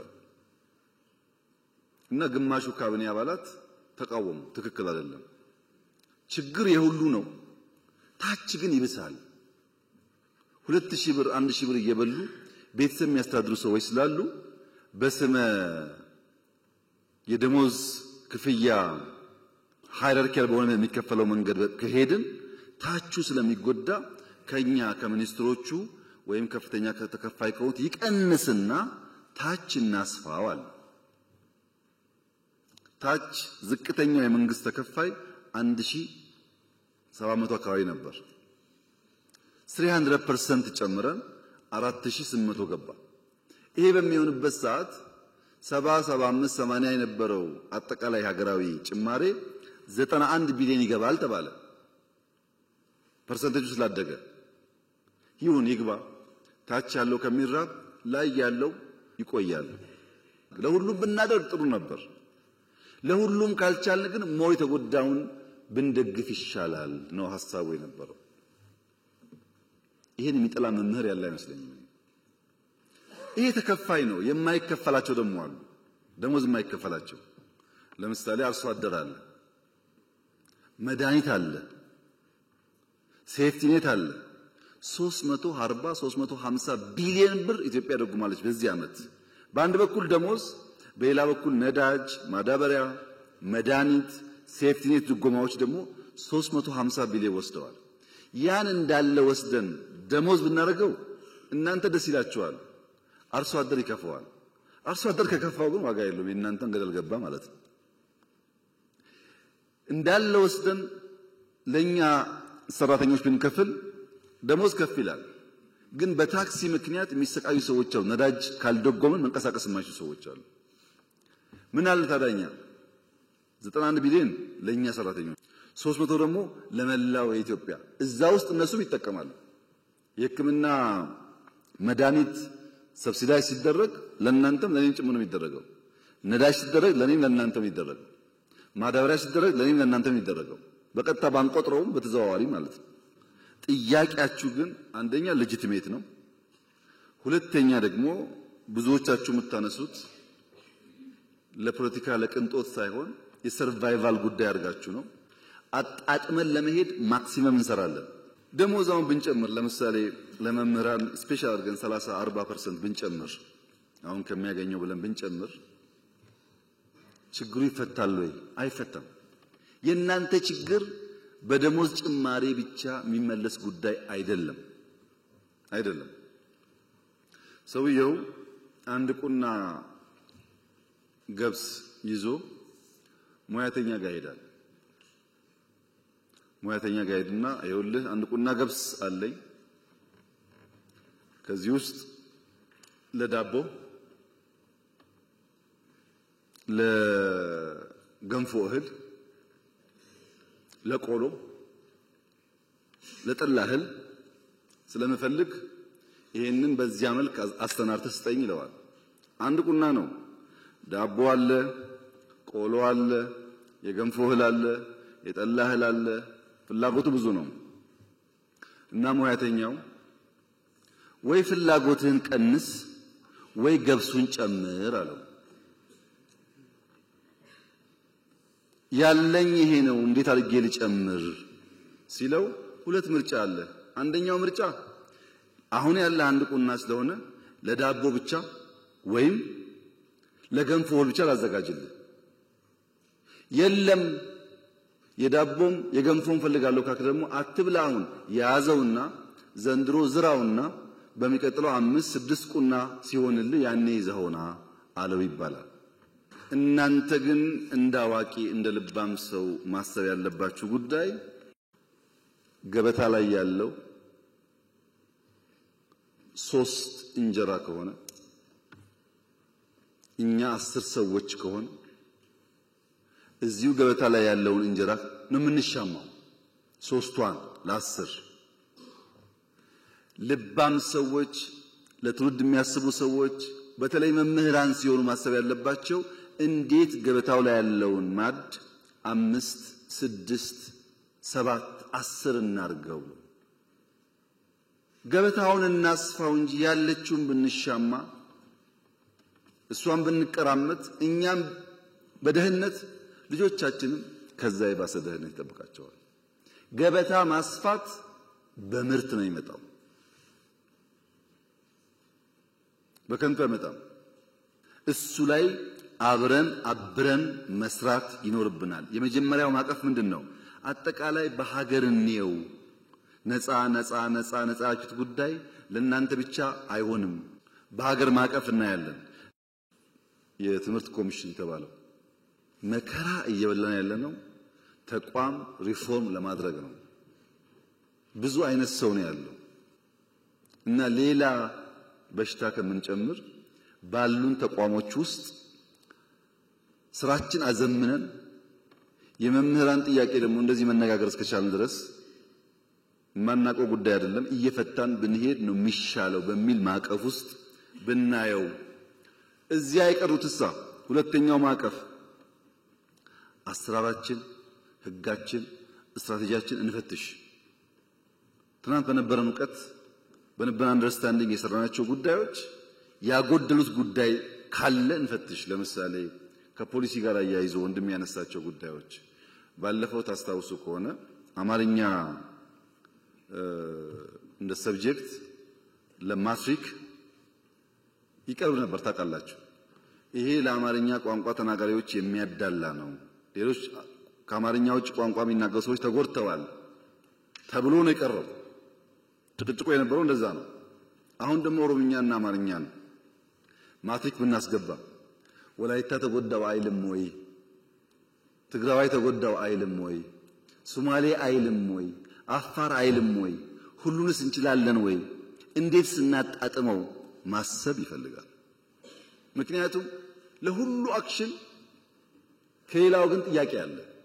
አሁን በቅንነት ነው ወንድም ያነሳው፣ ገብቶኛል፣ ምንም ችግር የለበት፣ ማሳቡ ጥሩ ነው። ይሄን ግን ይሁን ብንል እዚሁ ጋር ደግሞ ያለው ሶማሌ ወንድማችን እኛስ ይላል። ወደዛ የገባን ስንሄድ ዳይቨርሲፋይድ ቋንቋ ስላለን ያዋጣናል ወይ? አንድ ቋንቋዎቹ ደግሞ እንዳይሞቱና አገር በቀል ቋንቋዎች እያደጉ ደግሞ እንዲሄዱ እንዴት እንስራበት? የሱን ኮንሰርን ለመመለስ ይሄ መፈተሽ ይፈልጋል። ዝም ብዬ አውትራይት የምናገረው ጉዳይ አይደለም። በደንብ ማየት አለብን።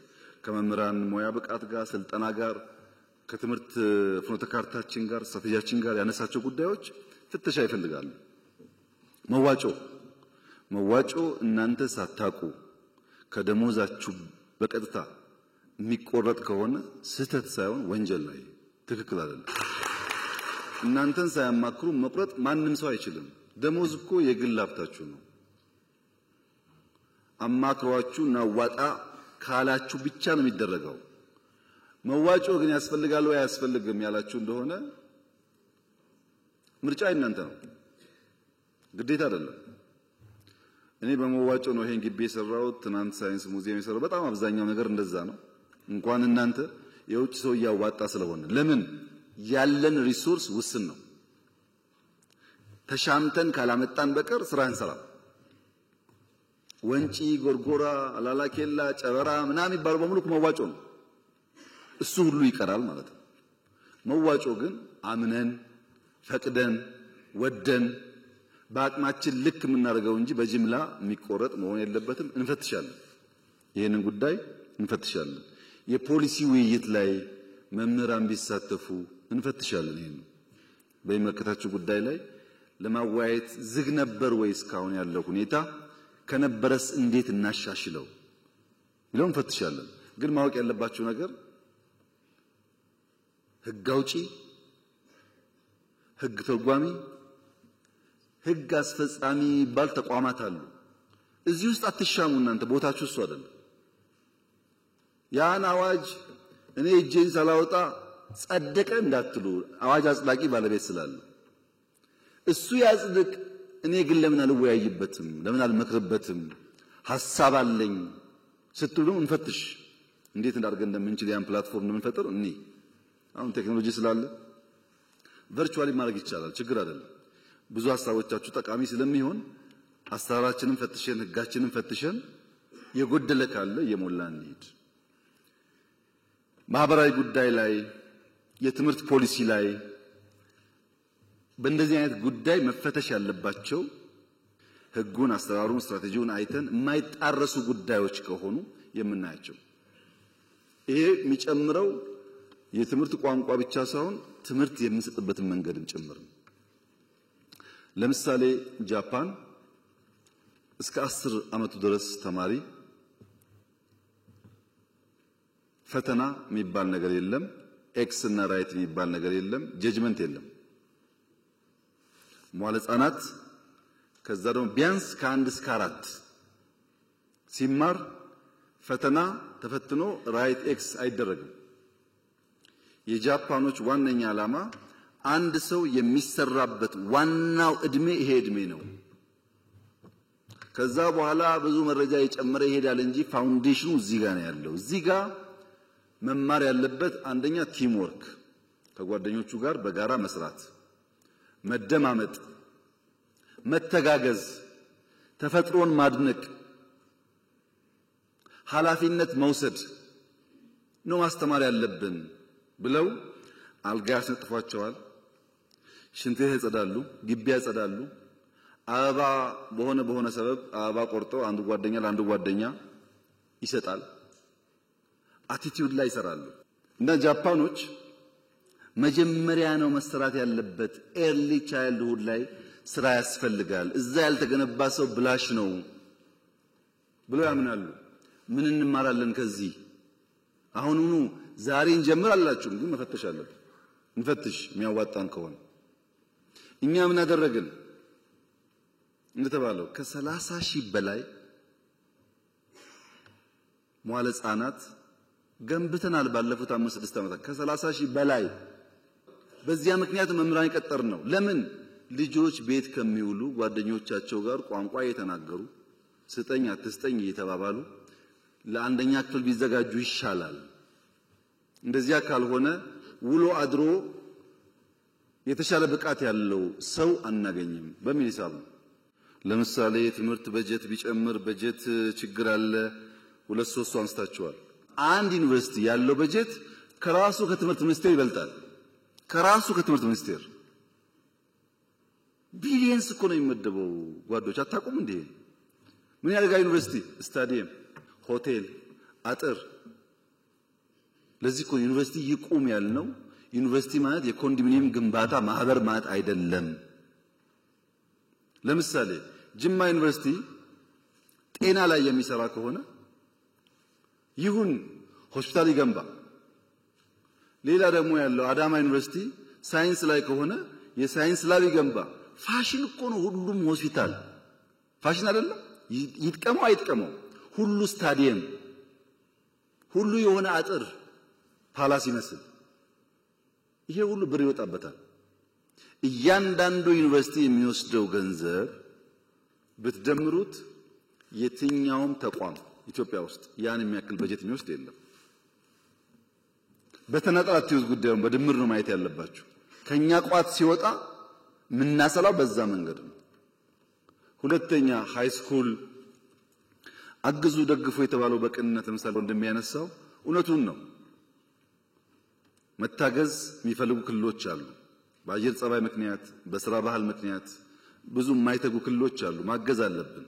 ግን ደግሞ እንደሚማወቅ ያለብን ነገር ፌዴራሊዝም የሚባል ስርዓት ኢትዮጵያ ውስጥ ይኑር ያስፈልጋል ብለን ካመን ሃይስኩል ማስተዳደር የእያንዳንዱ ዞንና ክልል ስራ መሆኑን ማመን አለብን። ሃይስኩል ሲበላሽ የፌዴራል ስርዓቱ ግን ፌዴራሊዝም አብሮ አይሄድም። ይሄ ሃይስኩል መገንባት፣ የሃይስኩል መምህር መቅጠር፣ የሃይስኩል ደሞዝ መክፈል፣ የሃይስኩል መምህር ቤት ቦታ መስጠት የእያንዳንዱ ክልል ስራ ነው። ያን እንሻል ስንል ፌዴራል ስርዓቱን ስለምናፈርሰው ሌላ ደግሞ ኮንሲኩዌንስ ያመጣል ማለት ነው። እናንተ ሁሉን ስለምታውቁ እንደራኪም የእውቀት ጋን ስለሆናችሁ በዚህኛው ያለው አደጋ በዚህኛው ያለው ጠቀሜታ ለማመዛዘን አትቸገሩም። በዚያ ስፕሪት ነው ማየት ያለብን። በጀት የቀነሰ አይደለም የኛ አሰራር።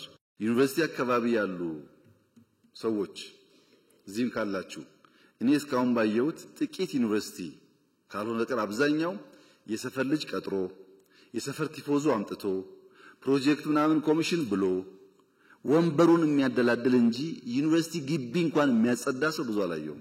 ግቢውን ተውት አገሩን። እሱን ወደ ውስጥ መፈተሽ የሚጠቅም ይመስለኛል። ምን እያደረኩ ነው እኔ ብሎ ማየት ጠቃሚ ይመስለኛል። ሶስተኛው ማዕቀፍ እኛና እናንተ በጋራ ብንሰራባቸው በተናጠል አይደለም በጋራ ብንሰራባቸው የሚሻሉ ጉዳዮች ደግሞ አሉ። ኃላፊነት መውሰድ አለብን። ለነገ ትውልድ ኢንቨስት ማድረግ አለብን። ተስማምተን የጋራ አሳይመንት ካልሆነ በቀር በአንድ ወገን የማይሰራ አንደኛው ምን አልኩኝ እንመልሳለን እንፈትሻለን። ሁለተኛው ምን አልኩኝ ከተቋማት ጋር ክሮስ ሴክተራል ስለሆኑ እዚያ ውስጥ እናያለን። አሁን ማነሳቸውንስ በጋራ እንሰራበታለን። ያኔ መልሱ ሙሉ እየሆነ ይመጣል። አንደኛ ትምህርት ለትውልድ መቀጠል አለበት ብላችኋል። ትክክል ነው፣ መቀጠል አለበት። ግን የኔም የናንተም ስራ ነው። የፕሮፌሰር ብርሃኑም የናንተም ስራ ነው። ለምሳሌ ብሩ ተለመነ የሆነ ሪሶርስ ተገኘ፣ መጨረሻ ግን የሚሰራው እዛው ያለ ወጣት ነው። ለዛ ወጣት ያንተን ድጋፍ እንፈልጋለን። ይሄ ትምህርት ቤት ለልጆቻችን ነው፣ ለኛ ነው የሚሰራው፣ ማገዝ አለብን ብለ ካላስተማርከው በቀር ብሩ እያለ ስራው አይሰራም ማለት ነው። ከተገነባስ በኋላ ትምህርት ቤት ሃይስኩል እዚህ ጅማ ላይ ወለጋ ላይ እዚህ ምዕራብ ደቡብ አካባቢ ላይ ሃይስኩል ገንብተን እንሰት መትከል፣ አቮካዶ መትከል፣ ቡና መትከል እንዴት ብርቅ ይሆናል? ዝናብ እንደዚህ ብሎ ይዘንበው ተማሪ እንዴት ነው በግቢ ውስጥ የማይተክለው? እንዴት ትምህርት ቤት ግቢ ውስጥ አቧራ ይታያል? ይሄን እናንተ ካላገዛችሁ ማን ያግዛል? ደግሞ ብዙዎቻችሁ እርግጠኛ ነኝ ስትማሩ አርብ ከሰዓት ግቢ ማጽዳት፣ የትምህርት ቤት ጓሮ መኮትኮት፣ የትምህርት ቤት ቡና መልቀም ስራችን ነበር አልነበረም? በቃ እሱን ማስቀጠል አለብን። ተማሪ መስራት አለበት። ያን ካልተለማመደ ሰው አይሆንም፣ ሙሉ ሰው አይሆንም።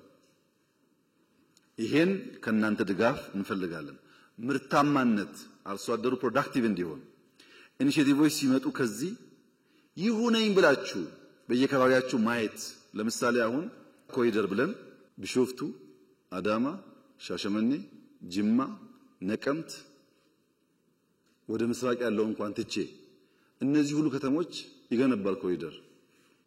ቢሾፍቱ ላይ ከዚህ ከአዲስ አበባ መውጫ ከአቃቂ እስከ ሞጆ ያለው 26 ኪሎ ሜትር መንገድ ኦሮሚያ የሚገነባው።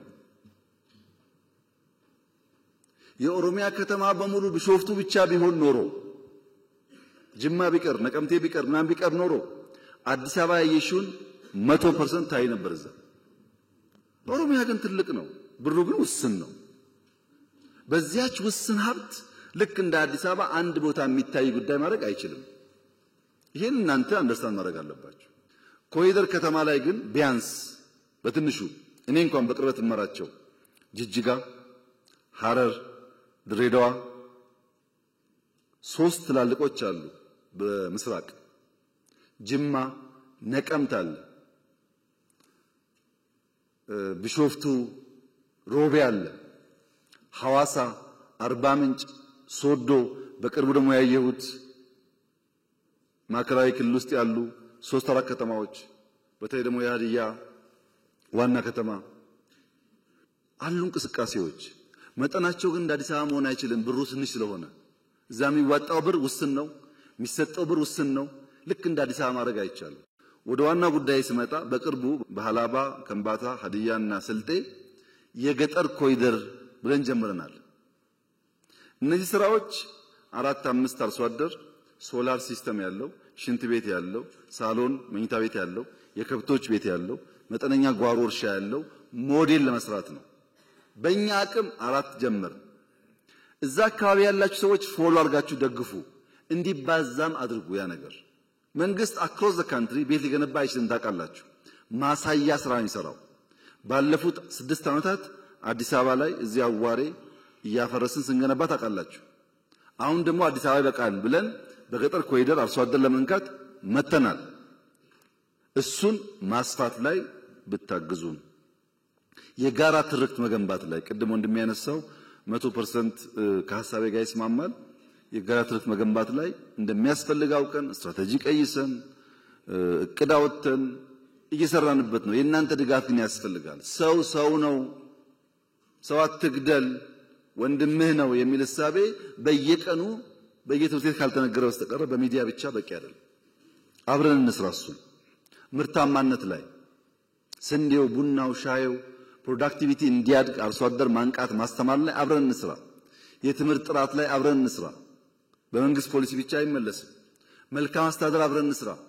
እናንተ እኮ ናችሁ የሁሉ ሰው አስተማሪ። ቅድም እንዳላችሁት ቀበሌ ላይ የሚረብሸው ወረዳ ላይ የሚረብሸውን ሰው ያስተማራችሁትን ሰው እባክህን ህዝብ አገልግል፣ ነውር ነው፣ ታሪካችን ባህላችን ብላችሁ ብትመክሩ ብዙ ሰው ሊቀየር ይችላል።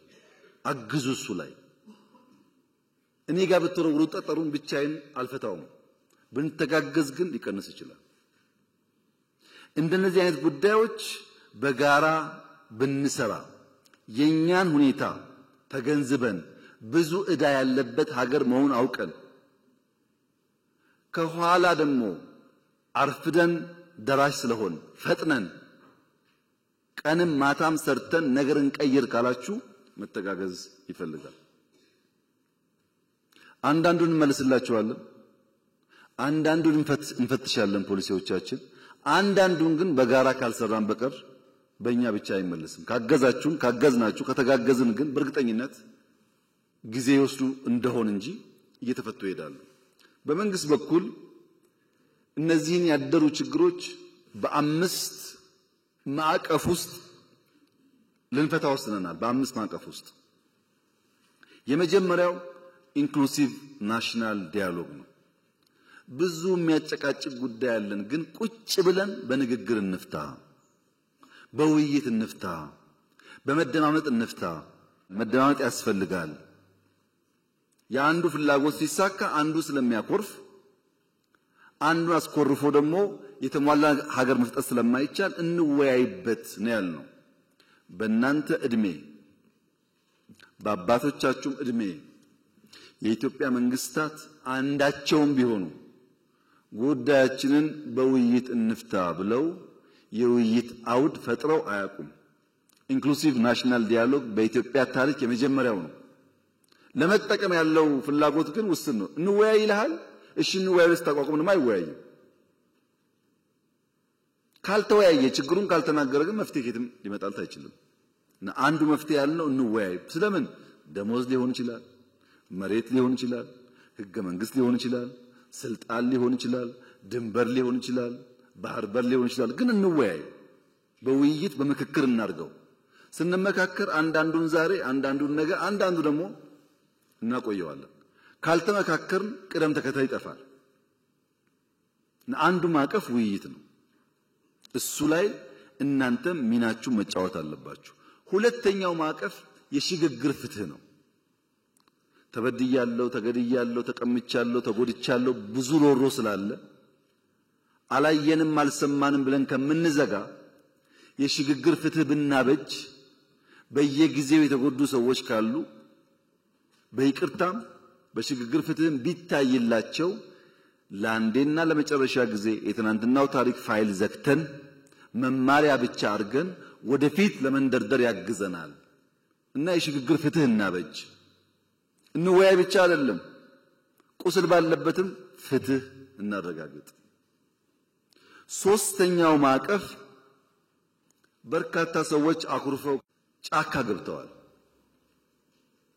በኢትዮጵያ ሕገ መንግስት መሰረት በትጥቅ ለስልጣን መታገል ሕገ ወጥ ነው፣ አይፈቀድም። ሕገ ወጥ ነውና በሕግ ማስከበር ብቻ እንሂድ ካል ስለማያዋጣ ዲዲአር እናርግ። የታጠቁ ሰዎች በተሐድሶ ትጥቃቸውን ፈተው በሙያቸው ሰርተው ወደሚኖሩበት ስርዓት እንመልሳቸው። ከትግራይም ይሁን ከኦሮሚያ ከአማራም ይሁን ከቤንሻንጉል ብለን ዲዲአር አበጀን። ኮሚሽን ተቋቋም ነው። ይሄ ኮሚሽን ስራው የታጠቁ ያኮረፉ ሰዎች አወያይቶ የሽግግር ፍትህ አረጋግጦ ወደ ቀያቸው መልሶ ሰላማዊ ህይወት እንዲኖሩ ማድረግ አለብን። አራተኛው ማዕቀፍ ይሄ ሁሉ ቢሰራ ኢኮኖሚክ ሪፎርም ካላደረግን ኢኮኖሚክ ስብራት እያለ ዘላቂ ሰላም ልናመጣ አንችልም። ሪፎርሙ ደግሞ እንደከዚህ ቀደሙ ግብርና መር ብንለው አያዋጣም።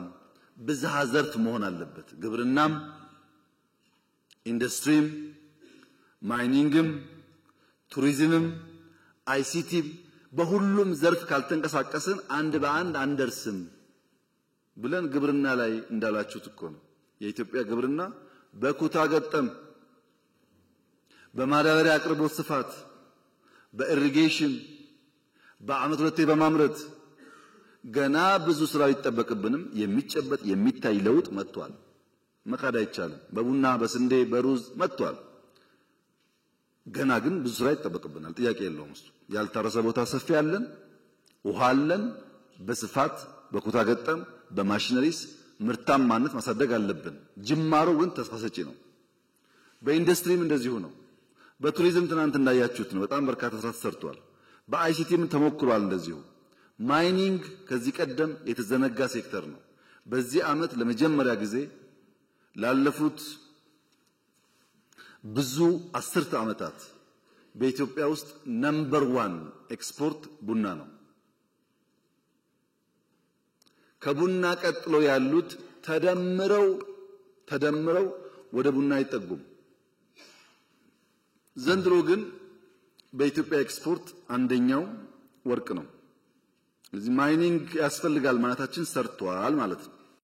ከለውጡ በፊት እኔ ኮንታ ስመጣ 1 ኪሎ ግራም ሲሚንቶ ኮይሻ አልነበረውም። 1 ኪሎ ግራም ፕሮጀክቱ አለ፣ ካምፕ አለ። 1 ኪሎ ግራም ሲሚንቶ ለግድብ ግን አልተሰራም። አሁን ግድቡ እሱ ሁሉ ገንዘብ ነው ከናንተ ላይ ተቀምጦ የሚሰራበት ማለት ነው። በነገራችን ላይ 27000 ኪሎ ሜትር አስፋልት ኮንክሪት ኮንትራክት ነው ያለው ኢትዮጵያ ውስጥ። ምንም ሳልጨምር 1.5 ትሪሊየን ብር ጠይቀውኛል። 1.5 ትሪሊየን የኢትዮጵያ አጠቃላይ በጀት 2 ትሪሊየን ነው። 1.5 መንገድ ጠይቋል። በጣም ሰፊ ቦታ መንገድ ስራ አለ። ችግሩ ምንድነው? ጥራት የለም፣ ሌባ ብዙ ነው እንደምታውቁት፣ ሲሚንቶ ይሰርቃል፣ ያይሰርቃል፣ ችግሮች አሉ። እንደ መንግስት ግን በጣም ትልቅ ሪሶርስ ነው ያለው። ግድቦች ነግሬያቸዋለሁ። በኢትዮጵያ ትልቁን አየር መንገድ ለመገንባት እየሰራ መሆን ታውቃላችሁ። these are foundational ስራዎች። ይሄን ግን ተውት። ድሮ ነበረ ከሚባል ስራ 2-3 ላንሳላችሁ። ለምሳሌ ከአዲስ አበባ ጅቡቲ ባቡር ነበር ተሰርቷል ከለውጡ በፊት ታውቃላችሁ። ከአዲስ አበባ ጅቡቲ ባቡር ከለውጡ በፊት ሳይሆን ከለውጡ በኋላ እስከ ዛሬ 4 ዓመት ድረስ በሰዓት 20 ኪሎ ሜትር ነበር የሚጓዘው። 2 ፉርጎ ይዞ 20 ኪሎ ሜትር። የምታውቁት ታውቃላችሁ ከየት የመጣችሁ አሁን እንደምንም 60 አድርሰነዋል 60 ኪሎ ሜትር ፐር አወር ፉርጎም ጨምሯል ገና ይቀራል ተሰራ ተባለ እንጂ የሰራተኛ ደሞዝ መክፈል አይችልም እዳ አይደለም ደሞዙን አንድ በሉ ስኳር ሌላውን ተውት ወንጂ እዚህ ያለው ወንጂ ስኳር ፋብሪካ ለሰራተኛ ደሞዝ መክፈል አቅቶት ሰራተኛ ተፈትኖበት ነበር ትናንትና ለውጡ በእያንዳንዱ ጓዳ ውስጥ የፈታቸው ጉዳይ በጣም በርካታ ናቸው ወይም እኛ ያልተናገርናቸው ወይም እናንተ ማየት አልፈለጋችሁ እናንተ ሲባል ድፍን ኢትዮጵያ ማለት ነው እናንተ ብቻ አይደላችሁ ከ13 ፋብሪካዎች ስኳር አሁን እንደምንም 7 ደረስን 7ቱ ብቻ ነው ደሞዝ ቢከፍለው ብድር ይመጣል ከቻይና እድገት ይባላል ብድር ይመጣል እድገት ይባላል በብድር እድገት እና ኳሊቲ እድገት ይለያያል የኢትዮጵያ ኢኮኖሚ የነበረበት ሀብት ይታወቃል ለባቡር ለስኳር ለምናምን ብሎ ከቻይና ሲመጣ ኢትዮጵያ አደገ ይባላል ግን ፕራክቲካሊ ነገር የለም ለዚህ ነው ኮመርሻል ሎን ይብቃ ያልነው ማይኒንግ ላይ እንስራ ወርቅ እናውጣ እንጂ ከቻይና ብር ያመጣን 10% ድራማ ነው አይሰራም ነው ያልነው እንደ መንግስት አይደለም እንደ ባለቤት ነው ልማት አለ ይሄ ልማት ደግሞ ዓለምን እያስደመመ ነው ያለው ባካችሁ አይናችሁን ግለጡ ዓለም እኮ የተደነቀ ያለው በኢትዮጵያ ስራ ምን ለምን ትገረማላችሁ ኮመርሻል ሎን ሳትወስዱ እዳ እየከፈላችሁ እንዴት ለማላችሁ እኮ ነው ዓለም እያለ ያለው እኛ ያልነው ምንድነው ሀገራችን ነው ሱሙኒም 10 ሳንቲምም ከመምህርም ከውጭም ተሰብስባ ኢትዮጵያን የምትውለው አንድም ሳንቲም እኛ ያወቀን አትወጣም ምን ለማለት ለዚህ ነው ይሄው የኃይለሥላሴ ቤተ መንግስት እኮ 50 ዓመት ተዘጋ እሳቸው ሞቱ ደርግ 10 ምናምን ዓመት ዘጋ እዚህ ገባ አልፈልግም አለ የፊውዳል ስለሆነ ኢህአደግ 20 ምናምን ዓመት ወይ 30 ዓመት ከኛ ጋር ተደምሮ ዘጋ ከ50 ዓመት በኋላ ሰው አደሰላችሁ ትውልድ ያድሳል ዛሬ ጫካ ብሎ ቢሳደብ ዛሬ ምናምን ችግር የለውም ትውልድ ባያዝ የለውም በእውነት ያየዋል ያኔ ሁሉም ታሪክ ይወጣል ይልቁንስ እኔ ቢሮ ስገባ 59% የኢትዮጵያ ጂዲፒ እዳ ነበር አሁን እኮ የውጭ እዳ 13 አድርሰናል አትጠራጠሩ በጥቂት ዓመታት ውስጥ ከ10 በታች ይሆናል እዳ አናውርስም አምስተኛው የሰራነው ተቋም ሪፎርም ሎ ኢንፎርስመንት ኤጀንሲስ ትምህርት ሚኒስቴር ጤና ሚኒስቴር ከተማ ሪፎርሞች ተቋማት ላይ ሲቪል ሰርቪስ ተቋም ካልተገነባ በቀር ስለማንሸከም ይሄ ስራ አምስቱም ኢንክሉሲቭ ናሽናል ዲያሎጉም የሽግግር ፍትህ የዲዲአር ታድሶ ፕሮግራም ኢኮኖሚክ ሪፎርም የተቋም ሪፎርም አምስቱም አድራሽ ነው እንጂ ግብ አይደለም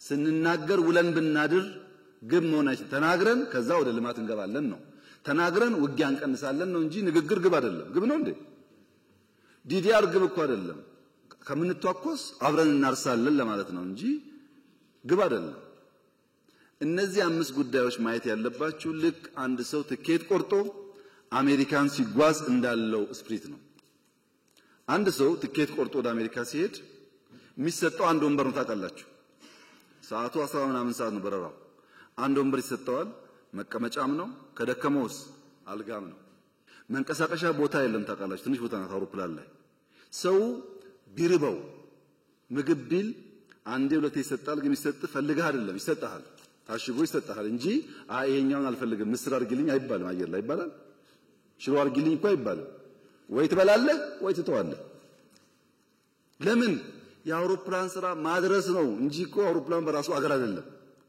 ምትሄድበት እስከምትደርስ ሽንት ቤቱ ውስን ነው መቀመጫው ውስን ነው አልጋው አይመችም መንቀሳቀሻ ቦታ የለም ምግብ ውስን ነው ችለህ ዋሽንግተን ስትደርስ ክፍት ይሆናል ማለት ወይ ከዛ ስመጣ ክፍት ይሆናል ማለት እኔና እናንተ ያለንበት ሁኔታ እንደሱ ነው አድራሾች ነን ወደ ብልጽግና አድራሽ ነን ያሻነውን ነገር ማድረግ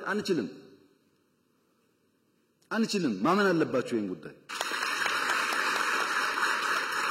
አድራሽ ነን እኔና እናንተ አድራሽ ነን ልጆቻችን ናቸው ብልጽግናን የሚያዩት ለውጦች በሀገር ደረጃ እየመጡ ያሉት እኔና እናንተ አድራሽ መሆናችን ገብቶን አድራሽ የሚቸገረውን ችግር አምነን ከሰራን ብቻ ነው እንጂ ይድላን ካል አይሆንም ግን በቃ የኔና የናንተ እጣ እሱ ነው። እጣ ወደቀብን፣ ተቸግረን መከራ በልተን ይሄን ሀገር ማሸጋገር አለብን። እንደዛ ማሰብ ከናንተ ይጠበቃል። ሰላም ድሮና ዘንድሮ ሰላም ይለያያል። ድሮ ሽፍቶች ነበሩ ኢትዮጵያ ውስጥ ልክ እንደ ባህል ነው መሸፈት፣ አዲስ አይደለም። ግን የድሮ ሽፍታ የአብነት ትምህርት ቤት አይዘጋም፣ መድረሳ አይዘጋም። መድረሳ ጋር ሲደርስ አክብሮ ነው የሚያልፈው። ሽፍታ አለ። ያ ሽፍታ ግን የአብነት ትምህርት ቤት መዝጋትን አያምንም። ሽፍታ አለ። መምህርን ማገት ግን በፍጹም አይሞክርም። እንደተባለው ነው መምህር ነኝ ከተባለ እላፍ ይላል እንጂ መምህር አያግትም። ያሁኑ ሽፍታ መምህር ማገት፣ ትምህርት መዝጋት፣ ተማሪ እንዳይማር መከልከል የትግሩ አካል ያደረገ ግን ደግሞ እታገለልሃለሁ የሚል ሆኖ መጣ። ኒው ቻሌንጅ ነው ይሄ። በመንግስቱ ኃይለማርያም ጊዜ ድፍን ኤርትራ ድፍን ትግራይ ውጊያ ነበር ታውቃላችሁ። ግን ወያኔም ይሁን ደርግ ትምህርት ቤት እንዝጋ አይሉ። ሃይማኖት ተቋማት ይከበራሉ፣ ትምህርት ቤት ይከበራል፣ ሽማግሌዎች ይከበራሉ፣ የሀገር ሽማግሌ ይከበራል። ይሄ ነበር ባህሉ። አሁን እንደዛ አይደለም። ይሄ አንደኛው ችግር ነው። ሁለተኛው ችግርስ መምህራን ዩኒቨርሲቲ መኝታ ቤት በነፃ ስለሆነ፣ ምግብ በነፃ ስለሆነ፣ ኮምፒውተር ዩኒቨርሲቲ ስላለ፣ ጊዜ ስላለው ተማሪ ያን የእውቀት ማድ የሚገኝበትን ሪዝኒንግ የሚያድግበትን ተቋም ጽንፈኝነት እንዲሰራፋበት፣ ውሸት እንዲስፋፋበት፣ ስድድብ እንዲበዛበት፣ ዕውቀት ሳይሆን ቅጥፈት እንዲፈበረክ አልፈቀድንም ወይ? አልፈቀድንም። በመንግስት ኢንተርኔት፣ በመንግስት ኮምፒውተር፣ በመንግስት ቢሮ ውስጥ ቅጥፈትና ውሸት እንዲሰለጥኑ አልፈቀድንም ወይ? we have to ask ourselves። ሁለተኛ መምህር የእውቀት አባት የተከበረው የተፈራው የተወደደው ሽማግሌው አስታራቂው የእውቀት አባትነቱን ጥሎ አልሸፈተም ወይ? አልሸፈተም። መምህር ስንቱን መምህር እኮ መልሰናል። በይቅርታ የሚያስተምሩ እኮ አሉ። ገብተው ወጥተው ሞክረው ሲያቀታቸው አሉ እኮ የተመለሱ የሉም። መምህር አይሸፍትም። መምህር ሽፍታን ክላሽ አስጥሎ ብዕር ያስይዛል እንጂ ብዕር ጥሎ ክላሽ አይዝም። እናንተም ተበላሻችሁ፣ ሽፍታውም ተበላሸ። የተበላሸ ሀገር መሆኑን ማመን ያስፈልጋል። የመጀመሪያው ይሄ ነው። እንዴት እንፍታው ነው አሁን ጥያቄው። እኛ ሶስት መንገድ ነው ያሰብነው። አንደኛው ሰላም ሚኒስቴር አቋቁመን አልነበረም ድሮ። ሰላም ያስፈልገናል የሰላም ኮሚሽን ብለን በተቋም እንስራ የሰላምን ጉዳይ ብለን ከተቋሙ ባሻገርስ ቲፒኤልኤፍ ጋር ግጭት ሊጀመር ሲል እንደሚነገረው እኮ አይደለም። እኔ ያልሞቱ በህይወት ያሉ ሀብታሞች ሰብስቤ ትግራይ ሰብስቤ እባካችሁን እንዳንዋጋ፣ ትግራይ ውጊያ ይበቃታል፣ ሂዱና ለምን ነው ልቢልካቸው አሉ። ትግራይ ሸኔ አልሞቱም አሉ በህይወት ሽማግሌዎች ሴትና ወንድ ወለጋ ድረስ ልከናል። ሽማግሌዎች ሸኔ አንበርክኳል አሉ በህይወት ሂዱ ባካችሁ ለምን ብለን ልከናል። ፋኖ በቲቪ አይታችኋል። ሽማግሌዎች ልከን ቄስ ሳይቀር አንበርክኳል። ባካችሁ ይቅር፣ አይጠቅምም፣ ማሸነፍ አይቻልም በዛ መንገድ ጊዜ የምናባክነው ይቅር ብለን ሞክረናል። የሚታወቅ ፋክት ነው። አይ ሙከራ ብቻ ነው ደግሞ እንዳይባል በሰላም የሚገቡ ካሉ እጃችን ዘግተን እንቀበል ብለን ለምሳሌ የሌላውን ጊዜ ተውትና ትናንትና ከጉጂ የዛ አካባቢ ኃላፊውና ወታደሮቹ ትናንት ሰጥተዋል እጃቸው በድርድር ትናንትና በየቀኑ 70 80 ምናምን ይሰጣል ከሁሉም ክልል። ቤንሻንጉል ገብተዋል፣ አፋር ገብተዋል፣ ከአማራ ብዙ ይገባሉ፣ ከኦሮሚያ ይገባሉ። ከሶስት ወር በፊት ደግሞ ታውቃላችሁ እዚህ ሸዋ አካባቢ ምዕራብ ገብተዋል። ክፍት ነው። ገብተዋል ብቻ ነው እንዴ? አይደለም፣ ሹመኞች ናቸው። በኢትዮጵያ ታሪክ ተቃዋሚም ቢሆን ፋይዳ ካለው ዕውቀት ካለው ባሸንፍም አብሬ ልስራ ያለ መንግስት ነው። ከዚህ በላይ ማስተዋል ምን ከየት አመጣለሁ? አርገናል እኮ እነ ሸኔ የገቡ በቅርቡ ከዚህ ከሸዋ አሁን እኮ ኦሮሚያ አመራር እኮ ናቸው። አሁንም የሚጠቅም ነገር ያለው ሰው ከመጣ እኛ ክፍት ነን። ለሱ አይደለም ለኔ አይደለም ለኢትዮጵያ ሲባል ጠቅላይ ሚኒስትርነትሳ እሱ ነው ጸቡ ካላችሁኝ እውነት እላችኋለሁ በሰላማዊ መንገድና በምርጫ እስከሆነ ድረስ ጠቅላይ ችግር የለው። መጥፎም የሆነው እኔ ብቻ ነኝ የምችለው እናንተ አትችሉ ምናምን እሱ ጥሩ አይደለም። ከሱ ውጭ ግን በንግግርና በውይይት ችግር የለም። ሁለተኛው እሱ ነው። ሶስተኛው ሰላምን ቢያለ አልገባም ብሎ ትውልድ የሚያዘጋ የሚያግት ካለስ ህግ የማስከበር ስልጣናችን ስለሆነ እንታገለዋለን። ይታገል ነው ያለነው። አትታገሉ እጃችሁ አጣጥፋችሁ ተቀመጡ ካልከን ህዳሴ የሚባል የለም፣ ወጥቶ መግባት የለም። ችግር እኮ ነው። በየቦታው ሽፍታ ሞልቷል። we have to fight እያደረግን ከገባስ እንተዋለን። ለምሳሌ ፕሪቶሪያ እኮ አስደማሚ ድል ነው የኔ ወንድም። መቀሌ በ24 ሰዓት መግባት እንችል ነበር። እያሸነፍን ነው። ያለቀ ጦርነት እኮ ግድ የለም ሰላም ይሻላል። 2 ሰው ቢተርፍ 3 ሰው ቢተርፍ ኢትዮጵያዊ ነው ብለን ፈረምን እንጂ እኮ እያሸነፍን ነበር። ታውቃላችሁ ሁላችሁ ምን ያክል ለሰላም ኮሚትመንት እንዳለን ያሳያል። በሰላማዊ መንገድ የተሻለ ሐሳብ የተሻለ አቅም ይዞ የመጣ ካለስ በደስታ አትጠራጠሩ። እሱ therefore ኢትዮጵያ ውስጥ ሰላም ያስፈልጋል። ለሰላም ማክሲመም እንሰራለን። ሰላም ፈልጎ ለመጣው እጃችንን እንዘረጋለን። ከመጣ በኋላስ የኛ አካል አድርገን አብረን እንሰራለን። ሀገሩ የሱም ጭምር ስለሆነ ወደ እናንተ ሲመጣ 30 ሚሊዮን ገደማ ማህበረሰብ አለ። መምህር፣ ቤተሰቡ፣ ተማሪው ምናምኑ ይሄንን እዳ እንዳይሆን ፍዳ እንዳይሆን ስራ ፈላጊ ስራ ያላችሁት ሳይሆን ስራ ፈጣሪ እንዲሆን ስራ ለማኝ ሳይሆን ለብዙዎች እንጀራ የሚያመጣ እንዲሆን አርጋችሁ መስራት ላይ አስባችሁ ሂዱበት። የእናንተ ተማሪዎች የሚበጃቸውን መምረጥ የሚችሉ መሆን አለባቸው። ሲደመር መምህራን የታሪክ እጥፋት ላይ አብረን የምንሰራ አብረን የምንቆም መሆን አለብን። የታሪክ ጥፋት ላይ መተባበር የለባቸው። የታሪክ ጥፋት ሞልቷል። እጥፋት እንጂ ጥፋት አያስፈልግም። ጠፋ ሲጠፋ ኖረ። አሁን ደግሞ ያንን ከርቭ እናርገው፣ ኮርሱን እንቀይረው፣ ወደ መልካም እንውሰደው። ለዚህ ደግሞ እንተባበር። ደረጃ በደረጃ የእናንተን ጉዳይ መልስ እያገኘ እየተፈታ ይሄዳል። አትጠራጠሩ። እናንተ አድራሽ ናችሁ። የፈለገ ቢሆን ወርቁ ወጥቶ ስንዴው ወጥቶ ይሄና የእናንተ ጉዳይ መልስ አያገኝም። ይለወጣል፣ መልስ አያገኝም። ለምን? ብዙ የመጣው ቀንበር ልጆቻችን ግን እንዳይከተሉ እናቋርጠው። እዚህ ጋር ለዚህ ተባብረን ብንቆም ብንሰራ ኢትዮጵያ ውስጥ ተስፋ አለ። እየመጣ ያለው ጊዜ በጣም እንኳን ለእናንተ ለአፍሪካም ተስፋ የሚሆን ነው። ዘንድሮ ኢትዮጵያ ቢያንስ 10% አድጋለች።